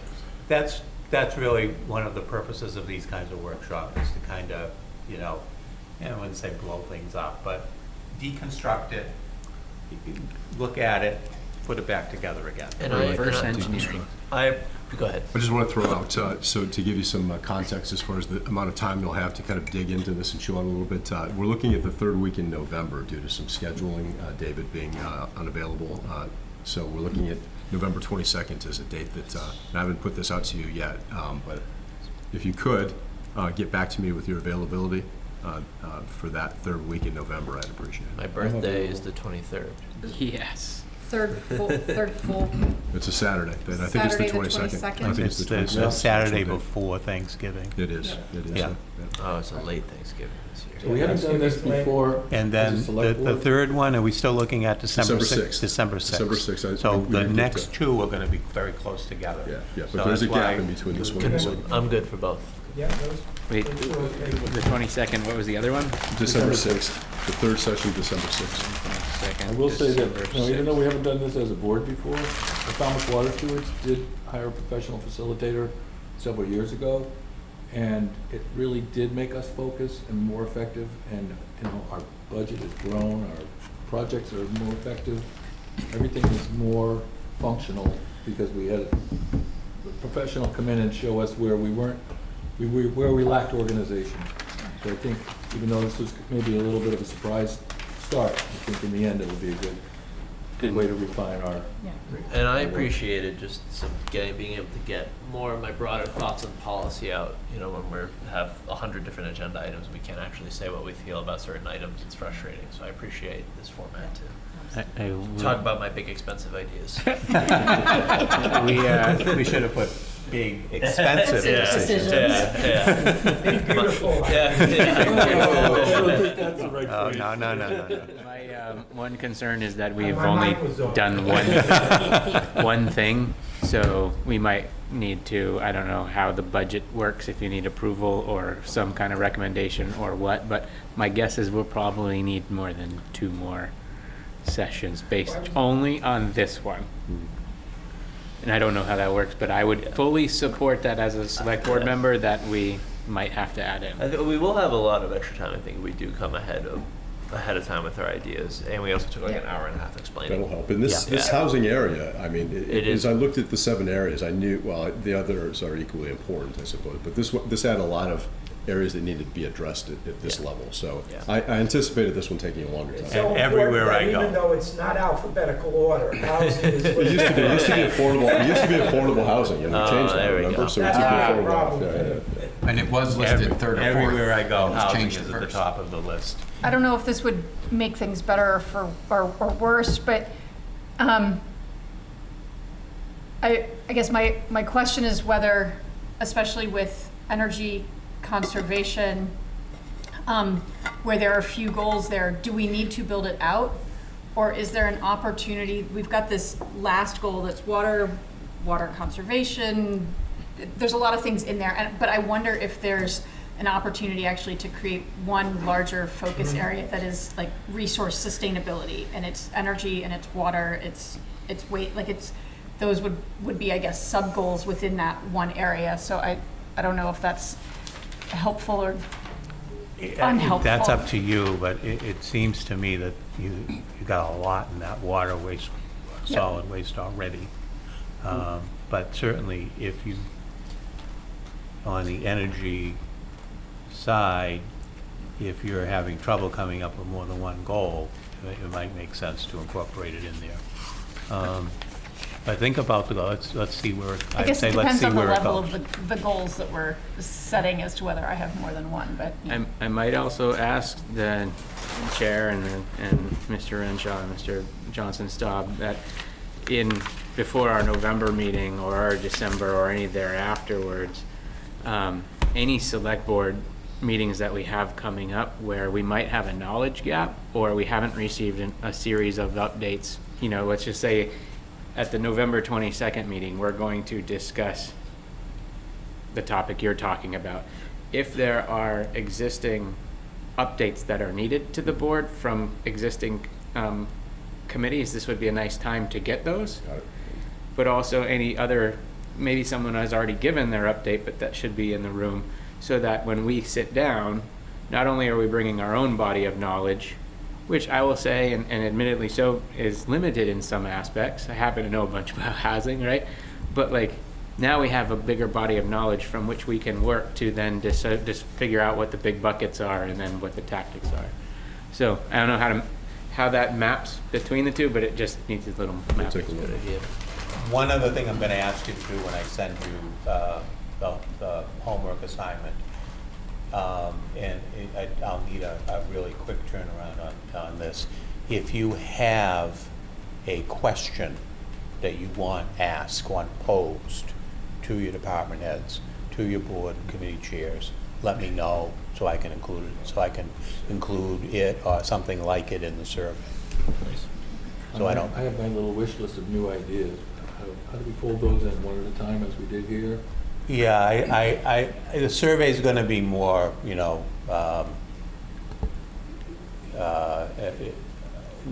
I suppose we could ask them to give a list, but it's going to be more short answer kind of things. David's talking about the surveys going out to the department heads. Right. But you're talking about. No, I'm just saying, I came today with my list of ideas and new things that I wanted to fold in. But, we had this larger talk about housing, so we didn't get to a lot of that. But how will we incorporate that? Should we be sending you an email and say this is on my list of new items that I want to introduce, or is there going to be an opportunity for that? Are you talking about a new strategic area or a new goal? A couple of them are new. Like when I was at the One Cape conference, I was really surprised about the level of success that Cambridge has with being an artistic community and culture, and it was amazing to me to find that they invest $2.5 million in their arts and culture, where we've been historically at $5,000 a year, and now we upped it to 10, sort of by accident, because one town meeting member spoke up and said, "Let's double it." And, that's great, and we felt great about $10,000. But granted, Cambridge has a $1 billion budget, whereas it's about $100 million and something. And it's a great program. I have 3 grandchildren who live in Cambridge, and this past summer they were in summer-long theater program that was paid for by the city. And they incentivize building development, saying if you put arts and culture on the first floor, we'll give you another second floor, maybe a third floor, because they got that kind of zoning that they can give that stuff away. So I think that's something to bring up in whatever Priority area comes up. I don't think we're contemplating changing any of those 7 areas, right? So whatever area you think it fits in. Economic. Economic. Yeah. Economic or, Economic development, whatever. Economic stability. Right. Bring it up that day. Okay. Can I propose one more and might actually give a home to what you're talking about? Area number 3, financial and economic stability. I would love for us to aim a little higher than stability. Maybe it's prosperity, right? And I think cultural districts that's economic prosperity to me, or but I Maybe don't it's know. just financial economic, and you don't even have that third word, and it's just about happiness. yeah, it's I think we bring. Are you telling me that one of our areas needs to be life, liberty, and the pursuit of happiness? And utopia. No, thank you very much for all this. I Yeah. really appreciate your comments, just hearing everybody's perspective, because quite honestly, this is the first time we've all worked together. We don't have an opportunity to do that enough. No. That's what we need Yeah. try to increase it to the, within, Yeah. what we need to do. Now we know Jack spends money. I spend money. Proposes to Is spend that money. because he's been spending somebody else's money? I think maybe. I paid my rent. I was one of my only friends. I paid my rent myself. No. You need to start going to some finance committee meetings, they'll tone you down. No. I won't for that reason. Yeah. Do you need me to make a motion to adjourn officially? I suppose we do. We never convened, though. That's true. Well, no, we can be. You did. But we do need a motion to adjourn close. and Okay. spend money. There's a motion and a second. Any further discussion? Hearing none, all in favor? Aye. Aye.